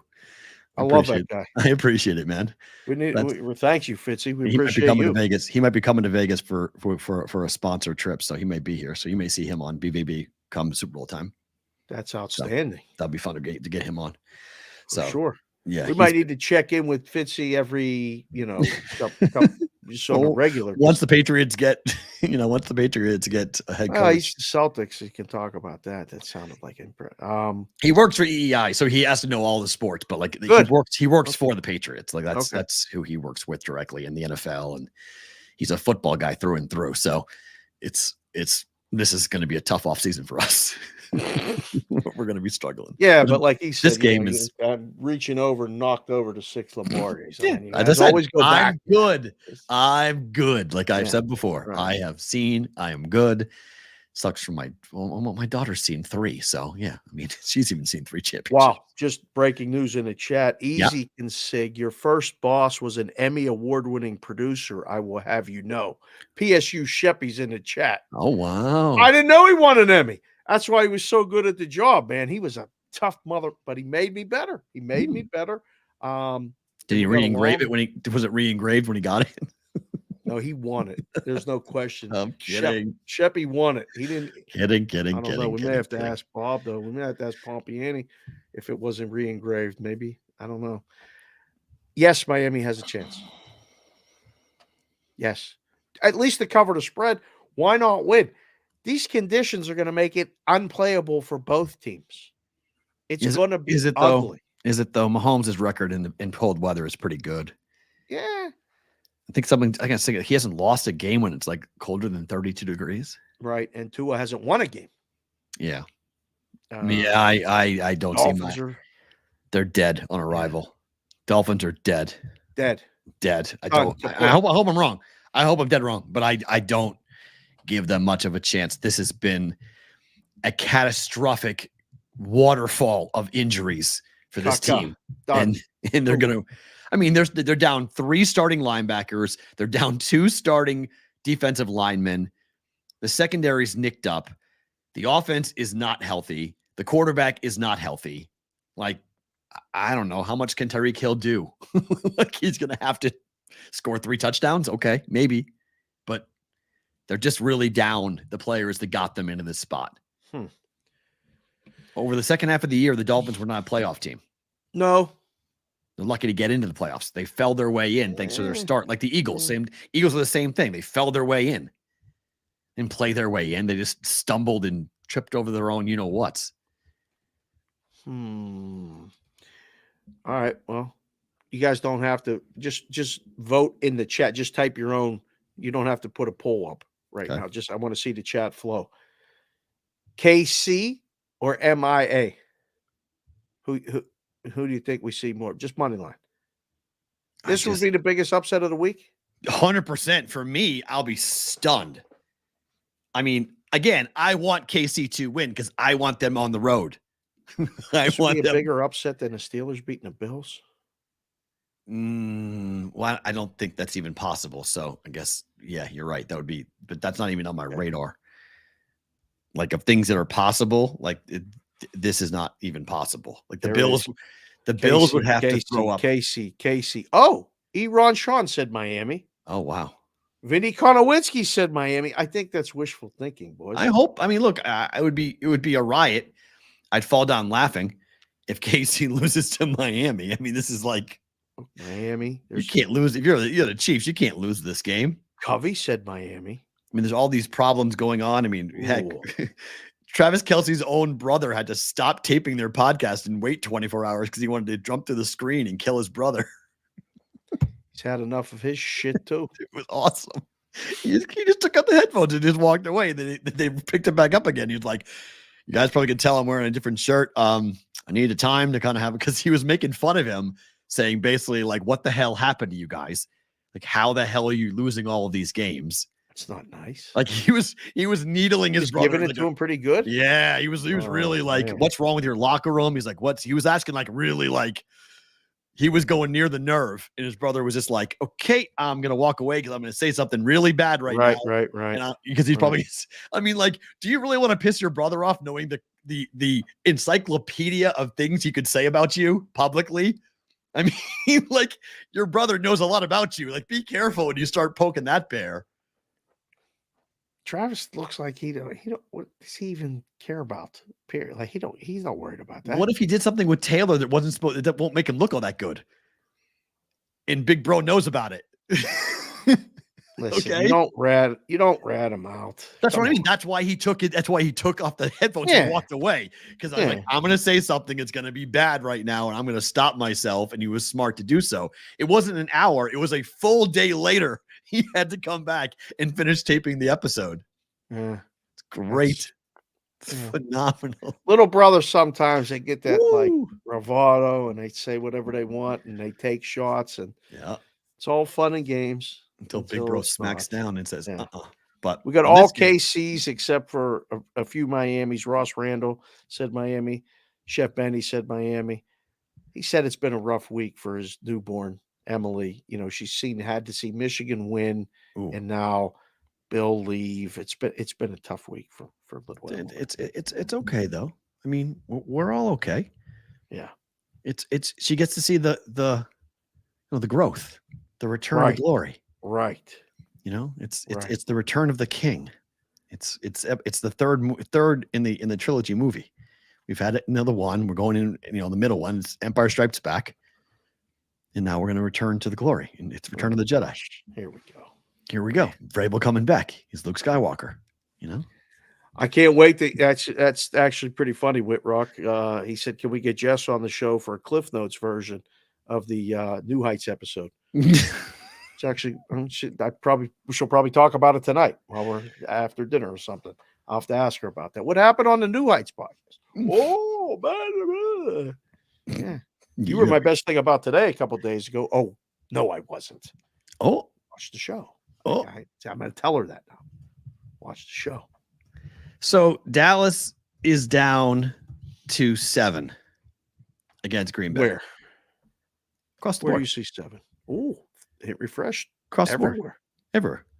Wowza. Everyone's 7. Yeah. So they got the Green Bay money. Good. Huh. I mean, 7.5 was too high, was it not? We'll see Sunday. That was too high. I think even 7's too high.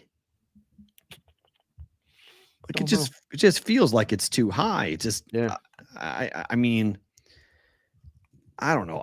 I'm really going to be curious to see what happens in the first couple of moments of this game because Dallas has been so good out of the gate at home. Right. They jumped in their opponent. They scored multiple touchdowns. Yep. They get a hold of the game, and then you're playing catch up, and their defensive backs go to work. And when they're up 14 or 21 points, they can take all sorts of gambles, and they pay off for pick sixes and big turnovers. If Green Bay can withstand the first quarter and stay even or close in the first quarter and not make the major mistake, the game flips. The pressure goes on to Dallas. They're at home. Mike McCarthy's coaching for his job. Jerry Jones is up in the box, staring down, tapping his foot, going like, we're going to do this again, guys. We're going to lose a home playoff game. If you just keep yourself in the game until halftime or right afterwards, all that pressure comes down on Dallas. And you'll have a shot to win the game.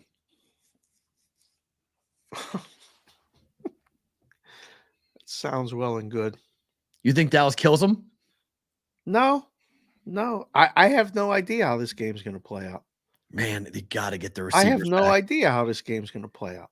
I really don't know. The line can't be any less. It's 4.5, 5. You're going to get nothing but Dallas money. But if Green Bay wins, and you're good, who cares?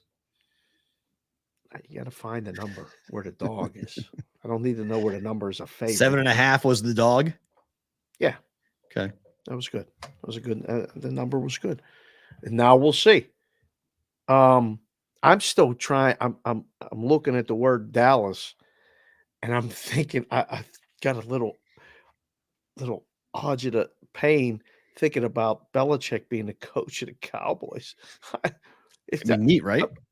Oh my gosh! I think it'd be cool. Oh, I agree with Prop Topper here, though. Dallas is 2 scores ahead. Play action is real. Yeah, they're vulnerable. Yeah. It's just great work by Prop Toppers. If you're watching the show on Twitter, you just go on and leave it. Perrault sees it. We bring it right in. We're going to figure that out for the YouTube. Oh, it's coming. Yeah. We can do it. We have to test it and make sure that we don't want to screw up the live show.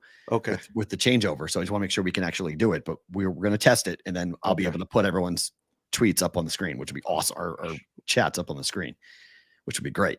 Yeah. Change the whole look of the show. I can't wait. It's going to be fun. Roll call Friday. The super chats too? Yeah. So supposedly super chats will post automatically.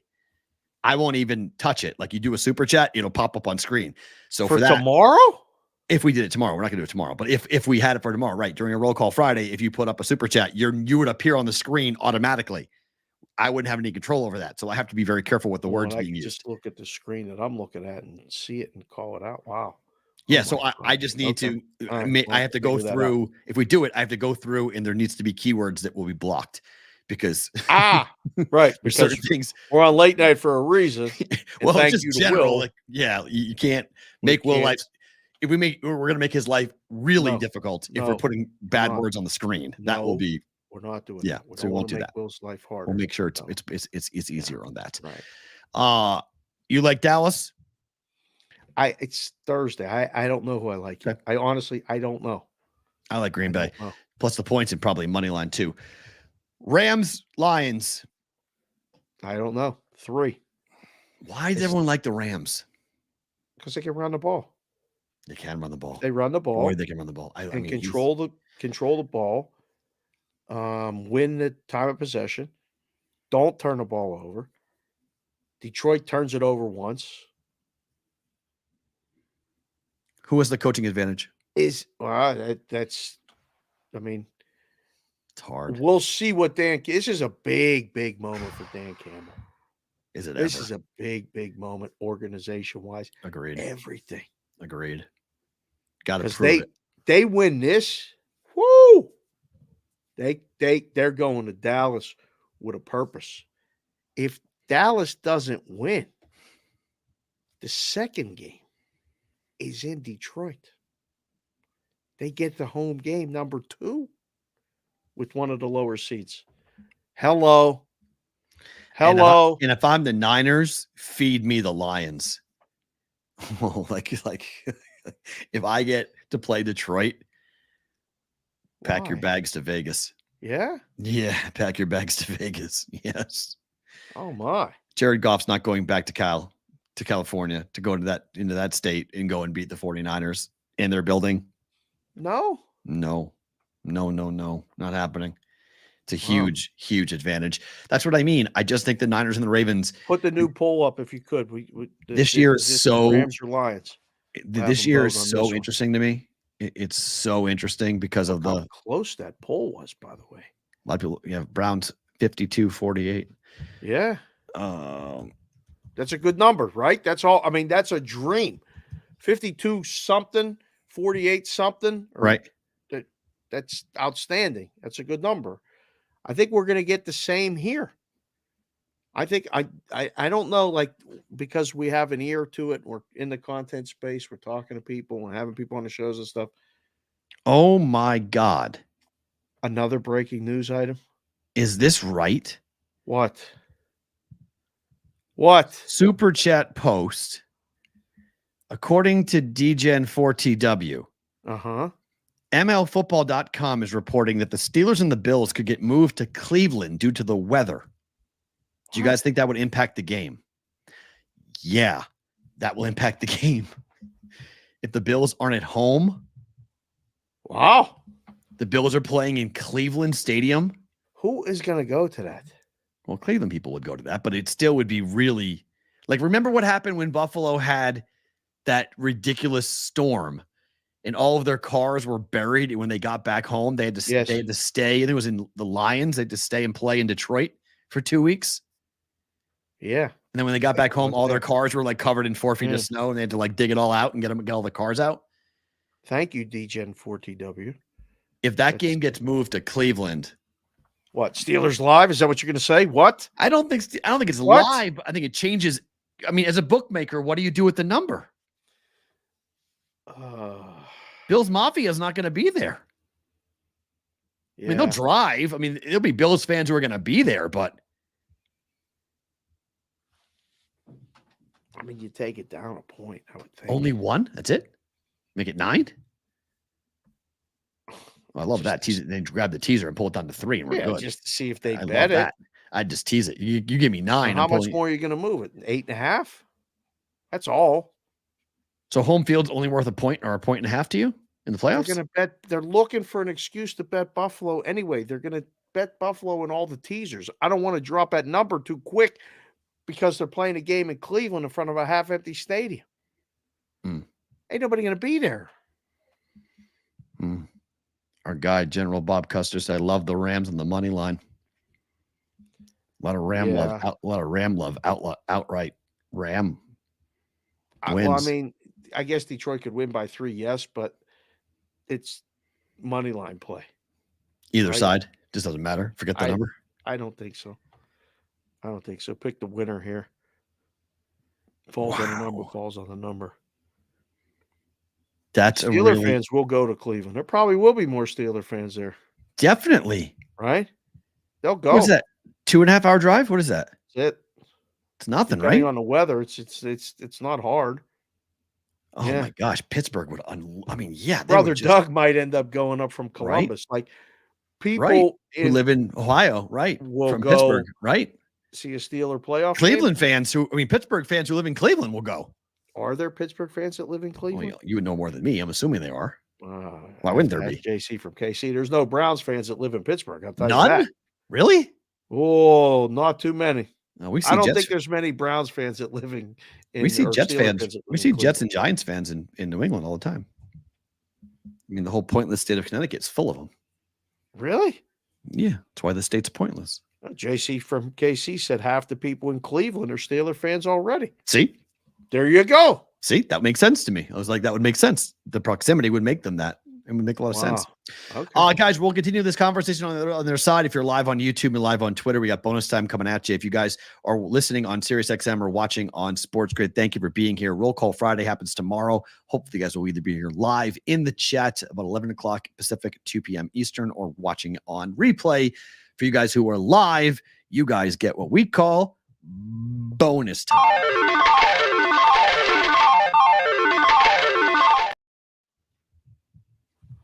That hurts your ears too? That one? No. That's a good one. I like that one. Okay, I was gonna say. Jay Dow just sent me a text that said it's confirmed the game's in Buffalo. Don't worry about moving it to Pittsburgh. Okay. All right. There we go. He updated the tweet, ML football. Okay. They changed it. Thanks, ML football. Way to go.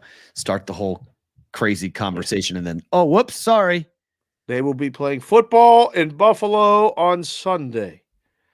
If anybody's equipped to handle the weather, it's Buffalo. It's false. ML football breaking. The report that the Steelers in the Buffalo Bills game could be moved to Cleveland is false. NFL PR guy Brian McCarthy tells ML football they will be playing football in Buffalo on Sunday. I just read that.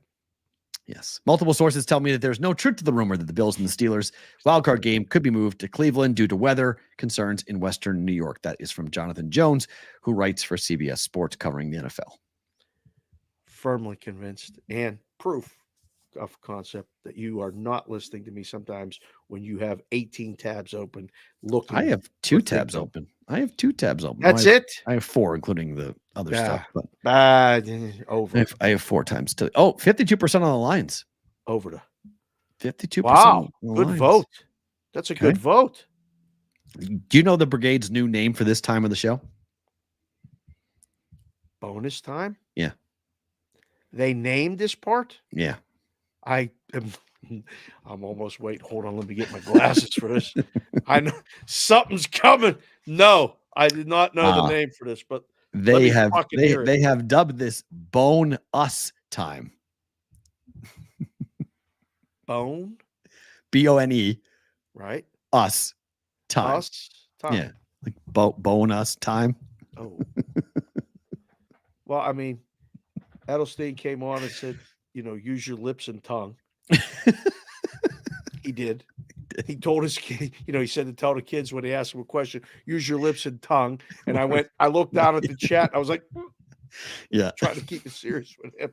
Fitzy said something that I thought we'll never get but I don't care. Yes, right. That's fine. I mean, we're here doing I just love it when people like him come on because that's how he wants to be everywhere. Right. And nobody like Scotty Farrell, nobody lets him be himself except us.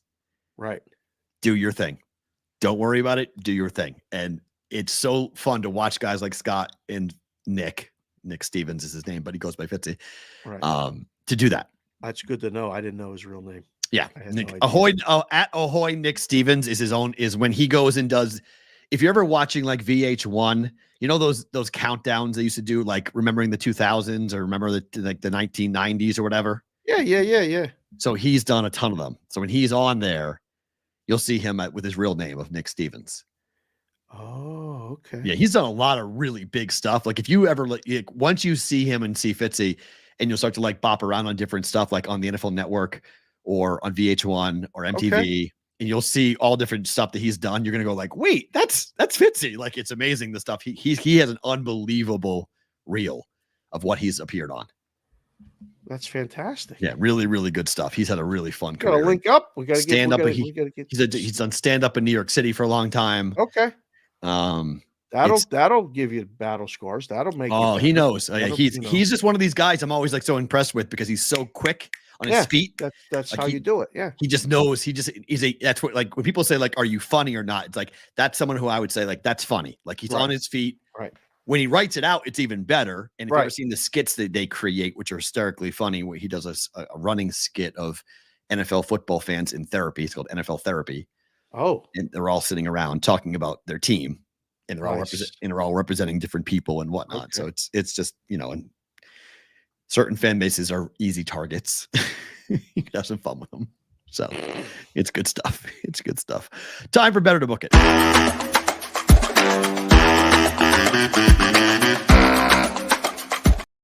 All right. We go into hockey today. Today's a big hockey card for me. Big hockey day. Talbot is in for the Kings. We're going under 6 Kings Panthers tonight. Bobrovsky against Talbot. Total is 6. First game 2-1. Second meeting, same result. I was thinking over when I saw this morning. Not with Talbot on the road, although he's been a little bit more. He gives up more goals on the road than he does at home. But when they're playing teams like this who have won 8 games in a row, this is a cup preview type game. I say book it. Okay. I think Florida. Is this their first game back? They had a really successful road trip. Is this their first game back in a while? Or did they just have like 2 days away? Big article on what happened, how the gulf between Belichick and Kraft was created. Go read that. 20-point lead, by the way, for the Cavs over the Brooklyn Nets after 3 in Paris. They are smoking them by 20. Brooklyn is as you say. Let's see. For the Tampa Bay, it's not Tampa Bay. We're going with Florida. Wrong team. Where's Florida? There's Florida. So they have played, yes. They played 4 games on the road. They won them all. 4-1, 4-1, 8-4, 5-1. I rescind my booking it, and I will say bet it. Kings have lost 5 games in a row. Right. First 2 games of this road trip, 3-2, 4-3. Talbot's in. They are desperate for a win tonight. 13-3-2. The Kings are on the road straight up. Under 6. Over 6.5, Vancouver and Pittsburgh. It is not Jari. Thought it was going to be him. Oh, I thought he was listed this morning. He was listed, and they flipped it according to someone who sent me a message. It's the other guy, the Ned guy, whose name I can't pronounce. Alex, I'm from Ohio, whose name looks like I'm from somewhere in Croatia. Right. But he's been okay. 5-1-1, 5-1. Give goals given up. So he is big time hit or miss on this. Yeah. It's been pretty good at home, those though. Ones when I looked at the line, I looked at the schedule last night and I said slight favorite, like maybe minus 115 on the Penguins. Well, this is why I asked you where Jeff Davis was from, because Circa Sports was 15 cents off the market last night. They have the game pick 'em? No, Vancouver plus 120. Yeah, the Penguins that big of a favorite? Yeah, and I couldn't figure out why. Everyone else is plus 105. He was plus 120. And I was like, what? I was like, what does Jeff know? It's like, Jeff is off market. When Circa's off market, I tend to pause because I was going to bet Vancouver. And I went, hold on a second. Yeah. That number makes me stop and go, there's something I don't know. Oh, the Penguins are playing as good as anybody. I mean, this number makes more sense. I'd have had it minus 115, minus 120 maybe, but it's up to plus 120. Plus 120. No, I know. I'm talking about the Penguins side. What are they? This is one of those games that team is having their best success and they're on the road. They've won a couple games in New York. They go to Pittsburgh and lose. I was looking for a reason to take the Penguins. That's why Jeff had the line higher too. This is supposed to take the Penguins in his spot, but I thought it was Jari. Right. When I looked at it last night. Right. Jeff probably thought that too. It was supposed to be him. Yes. Right. And then this morning at morning skate, they flipped it. Right. But I mean, maybe Jeff was putting up or told the guys because he was gone. He wasn't up when they put up the overnight numbers, I don't think, but he probably sends them in. Maybe he was trying to get everybody to copy it so he could go bet Vancouver. Very possible. It's very possible. That's awesome. It's very possible. A lot of books say they do the numbers and then they don't do the numbers. They just wait for Circa to do the numbers and then they copy the numbers. I mean, we used to do that all the time at CG too. So like, watch this. Penguins last 3 have been 6-5, 3-1, 4-1. Yeah. Canucks last 3 have been 6-4, 6-3, 5-2. All wins. Right. Vancouver, this is the case of 2 different teams. Vancouver right now is the number 1 team on the road to the over, and the Penguins are near the bottom home unders. Right. So it's kind of, but I think because Vancouver opens it up, Pittsburgh takes advantage. Pittsburgh can score. Demko is not as good as he has been, Demko's giving up goals, 3-3 last 2 games. So Vancouver scores, but Pittsburgh scores 2. I think it's a 4-3 win for one team on one side. I'm going to say book this one. This is under. Okay. First period under Bruins Vegas. Yes.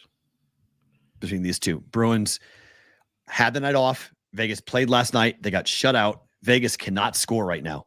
They are reeling. They can't score. Shut out. At all. Their offense is really not good. And Boston doesn't play first periods. I mean, I like no gift as well. You want to bet that. No goal in the first 10 minutes. You can do all that, but I think it's a first period under, and it's a no goal period. But I like Boston to win the game. How can you not like Boston to win the game? They've lost 2 in a row. So 3 or 4, 2 in a row. Bruins are pissed. But Vegas has been reeling too. Yeah. Both teams need a win. This might be a very low scoring game. 2-1, 3-1. Yeah. But Boston wins. Boston wins. And then one college basketball game that's Utah laying 8 at home against UCLA. Numbers 8.5 now. How bad is UCLA? Bad. Holy crap. Bad. 8.5? It's up. It was 10. It was bet down to 8, and I jumped on it. Now it's 8.5. I got to scroll to the bottom to find it. All right. It's the only decent game of the night. Michigan State, Illinois. Portland is not decent. Michigan State, Illinois is not bad. I don't know what to make of Michigan State. That's the other game you could Gonzaga laying 8 at Santa Clara. Yeah, looked at it. No thanks. Santa Clara's covered the last 4 games or 3 games. Yeah, that's Santa Clara or nothing. After the week this week going in college basketball, you can't be laying. I mean, look at KU last night, down like I thought. Goodbye. Tennessee, like we talked about. Goodbye. Right. Loss. Clemson last night. Goodbye. Loss. The wins were UConn won, but they were favored. So they were road dogs. I think. No, they're favored. No, UConn was a road favorite at Xavier. Yeah, they covered. They won and covered. North Carolina beat North Carolina. That was I bet that. So I was good on that. That was a good one. One other one. It was one other ranked team. Bet that in game. That was great because they Carolina started this. Yeah, it was awesome. Second half they were. They shut it down. Really good defensively. Flipping a coin here. I'm gonna say, and I would normally just default to the dog. Not today. I did not in this game. I think I actually said bet it. Well, because Utah lost both games on the road in Arizona. They lost 2 Arizona and 2 Arizona State. Lost by 19 and 12. And they're coming back home where they beat Washington. They beat Washington State. They beat Bellarmine. They beat Utah State. They beat BYU. And that's well, this was a while ago, beat Hawaii, neutral, whatnot. But they're much better at home. And it's literally a case of 2 massively contrasting styles because Utah is one of the fastest teams in the country, top 30. I think like 275 for UCLA in terms of tempo. Like they take the air out of the ball, and I don't think they're going to be able to keep up scoring wise because Utah can shoot the 3 and UCLA it's a mark. They can't buy a bucket offensively this year. Covey said Utah's the tallest team in the country. They are. In the 7-foot kid, the kid they got playing, the 7-footer they got is a problem at home. They just throw lobs up to him constantly. Okay. That's good to know. I love when you guys put nuggets in there like that. And 9-point win. Let's see. You're curious about KenPom. Central Florida is who beat Kansas last night. Yep. I'd say Utah. Bet it. Okay. Where's that number for Utah that I was looking at last night? Yeah, they're ranked 29th on KenPom, but they're up against UCLA. Yeah, they have it as a 9-point win, 75-64 on that. But get these numbers offensively for UCLA. They're 216th in adjusted offensive efficiency. Okay. 333rd in effective field goal percentage. How many teams are there? I mean, is that last? 351. Oh. They're 331st in 3-point percentage. They're 323rd in 2-point percentage. I mean, they literally are one of the worst offensive teams in the country, and that's after Sebastian Mack, the freshman that finally Mick Cronin's letting the guy play. He scored 20 in their last game, so he's been helping out a lot. But I mean, they're bad. UCLA can't score. Goodness. Utah can. Utah, on the flip side, they're 26th in efficiency, 36th in effective field goal percentage, 35th in 3-point percentage, 69th in 2-point percentage. Utah scores. Yeah, bet it. Utah -8 on that. We did the one super chat, right? We did. Yeah, we had one super chat from DGen42W, so we did that. So we move on to favorite thing about today. All right.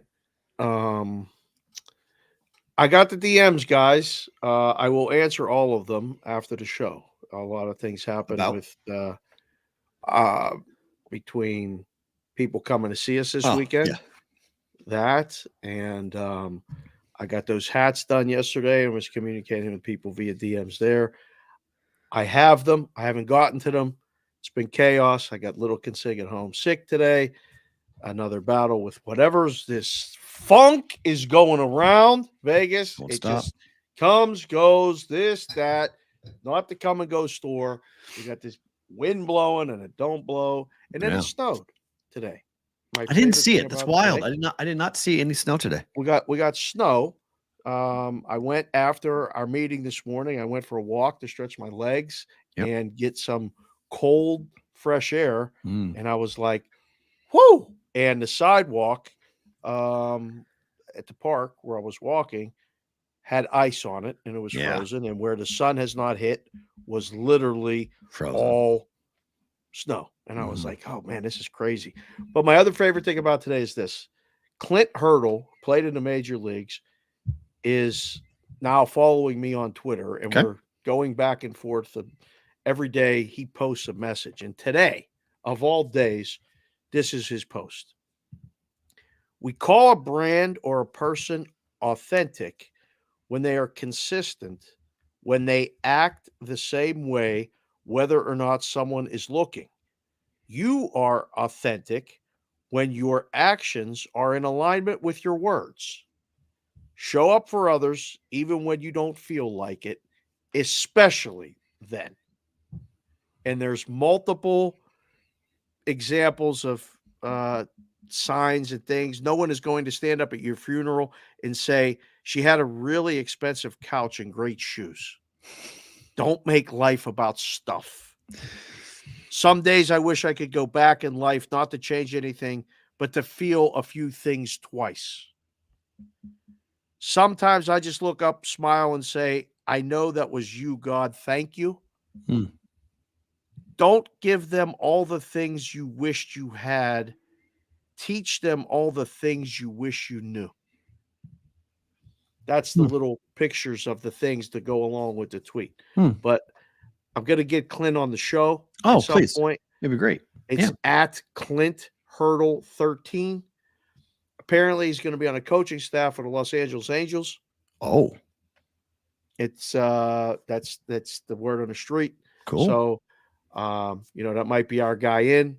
I asked him. He did 24 hours in Vegas 2 weeks ago. I asked him if he had time to get together. He did not. But at some point, we're going to make a connection. We're going to have him on the show. Guy gave me a great mindset today when I woke up at 5 o'clock in the morning to see that your football coach was done coaching your team. And that's not even my favorite thing about today, actually. I have two things. But they happen at the same time. So last night I had a chance to go and sit with a guy who watches our show a lot and is going through it. He's having some tough times and watches the show when he needs to get away from all the hell that he's going through a messy divorce, and has a lot of things that are kind of piling up and making it difficult for him. And he just needed to get it out. As you say, get the poison out. He's needed to kind of sit there and vent. And so we got together last night, just to sit and have a couple drinks and eat dinner and just bullshit. And I shared as much as he did, because I'm going through a lot of stuff myself. And it was nice just to hear him in real life having these conversations. And he was like, this is like the show. It's like this conversation. I feel like we're on the show. And I go, yeah, he's like, this is what the show is like for me. And as we're sitting there, my second favorite thing about today is, like, I don't know why last night, but like 5 different DMs came in from people last night on across different platforms and different saying different things. One guy's like, I want to help you guys out. I've got a connection at this company. One guy was talking about the divorce he was going through. One guy was talking about his family and how it was difficult for what he was doing with his kids. And it was just, I was showing him, and Chris was just like, is this like normal? And I was like, it's a little more than normal, but like, yeah, this is what Dave and I get all the time. He's like, he says, how many sports gambling shows do you know that people would actually do this and send these things? I said, I don't know. I said, I really don't know. And I initially thought of like what Pat McAfee wrote on his Twitter account last night about his fans and what their fans are like. And it was just really interesting to kind of go like, I think it's like Pat, and I think it's like us. And I don't know of many other shows that the fans are so invested. And Pat obviously is on a totally different scale than we are, but like, there's just a different, what you guys in the audience, the brigade, we call you guys, what you guys have when people really see it, makes them all stop what they're doing and go, wait, what? How is that happening? Like how is that existing? People write this to you, like consistently write like heartfelt, long 500-word posts in your DMs, like bearing their souls. And I'm like, well, you're doing it right now. And he was like, yeah, but like, I know you. Right. Like, well, they do too. The audience does too. And that's why they feel comfortable. You know, I told a sponsor a couple of weeks ago, like, this is a place for guys and my family. Same thing. It's a place for guys to feel vulnerable. Aren't too many places in the world where I think men feel like they can really just say what's going on. I don't know whether we have that sign out in front of the door that says, you know, come on in and tell us, but people do. And we don't mind. Like, there's no judgment. There's no, it's authentic. Like when that tweet came across today, I thought, this is really, I mean, we say it all the time to each other about the universe telling us this, telling us that, whatever. You know, we had the meeting today. We got the meeting tomorrow with different people about Super Bowl, what we're doing. We'll tell you guys tomorrow on Roll Call Friday what the plan is going to be for Super Bowl. And this is cool. Read that. That's cool. Being new, you two are the guy I hung out at the track and the Italian club when I have neither. This is true. This is true. I had more conversations at the counter in sports books for 15 years. We never talked about the games. There were guys that would come in. This was their, trip in to get away from wherever they were at. They would get a drink ticket. They might make a play. They would hang out, watch a game, and go home. And in between, they would talk. A lot of times, there's a lot of guys looking to talk. They come and listen to us talk. And that's what Chris said to me last night. He was just like, I just needed to talk. And I was like, yeah. It was like, sometimes you don't need anyone to say anything back. You just gotta get it out. It's gotta say what's going on. And there aren't a lot of things that, people do it to you more than they do it to me. They start doing it to me because they feel comfortable doing it with you. So they feel more comfortable doing it with me. But like, we're not therapists by any means, but it's just, sometimes you don't need a therapist. You just need to, verbally vomit whatever the hell is inside of you out. It's rotting your brain. It's destructing your soul. And like, it's just creating a way that's eating you from the inside. And you just need to like, you just say it. And, I'm 46 now. I've been through quite a bit in my life. I've had a lot of different chapters and seen a lot of things. And I feel, comfortable sometimes sharing with people my opinion as to like what they should be or should not be doing. And sometimes it's smart, sometimes it's stupid, but I appreciate people who come to us and just say like, hey, X, Y, and Z, I get my 2-hour window where the rain stops for 2 hours. And I know for 2 hours, it's not going to suck. The raindrops. Yeah. Stop. It's just for 2 hours. And then I go back in my world, but I know I'm under the awning or under the umbrella or something for 2 hours. Right. And I'm not thinking. I like that analogy. Yeah. I'm not thinking about the shit that I'm thinking about constantly, and I can just laugh with you guys, and we can talk games, and I can be in the chat, and I can talk to strangers in 2 different countries and just have these relationships. And it's, to be the conduit of that, I think it's really something that I know you cherish, something I cherish. And to have that with someone who's sitting there next to me watching it, it was neat. It was like, that's cool. And then my other thing is, if you haven't watched the 9-minute story on Michael Strahan's daughter going through brain cancer and having the brain tumor removed, good luck. You're going to go through. I was dying in tears. I was just like, oh my God, this is amazing. The story is awful. Any father, any girl dad. How old is she? 18.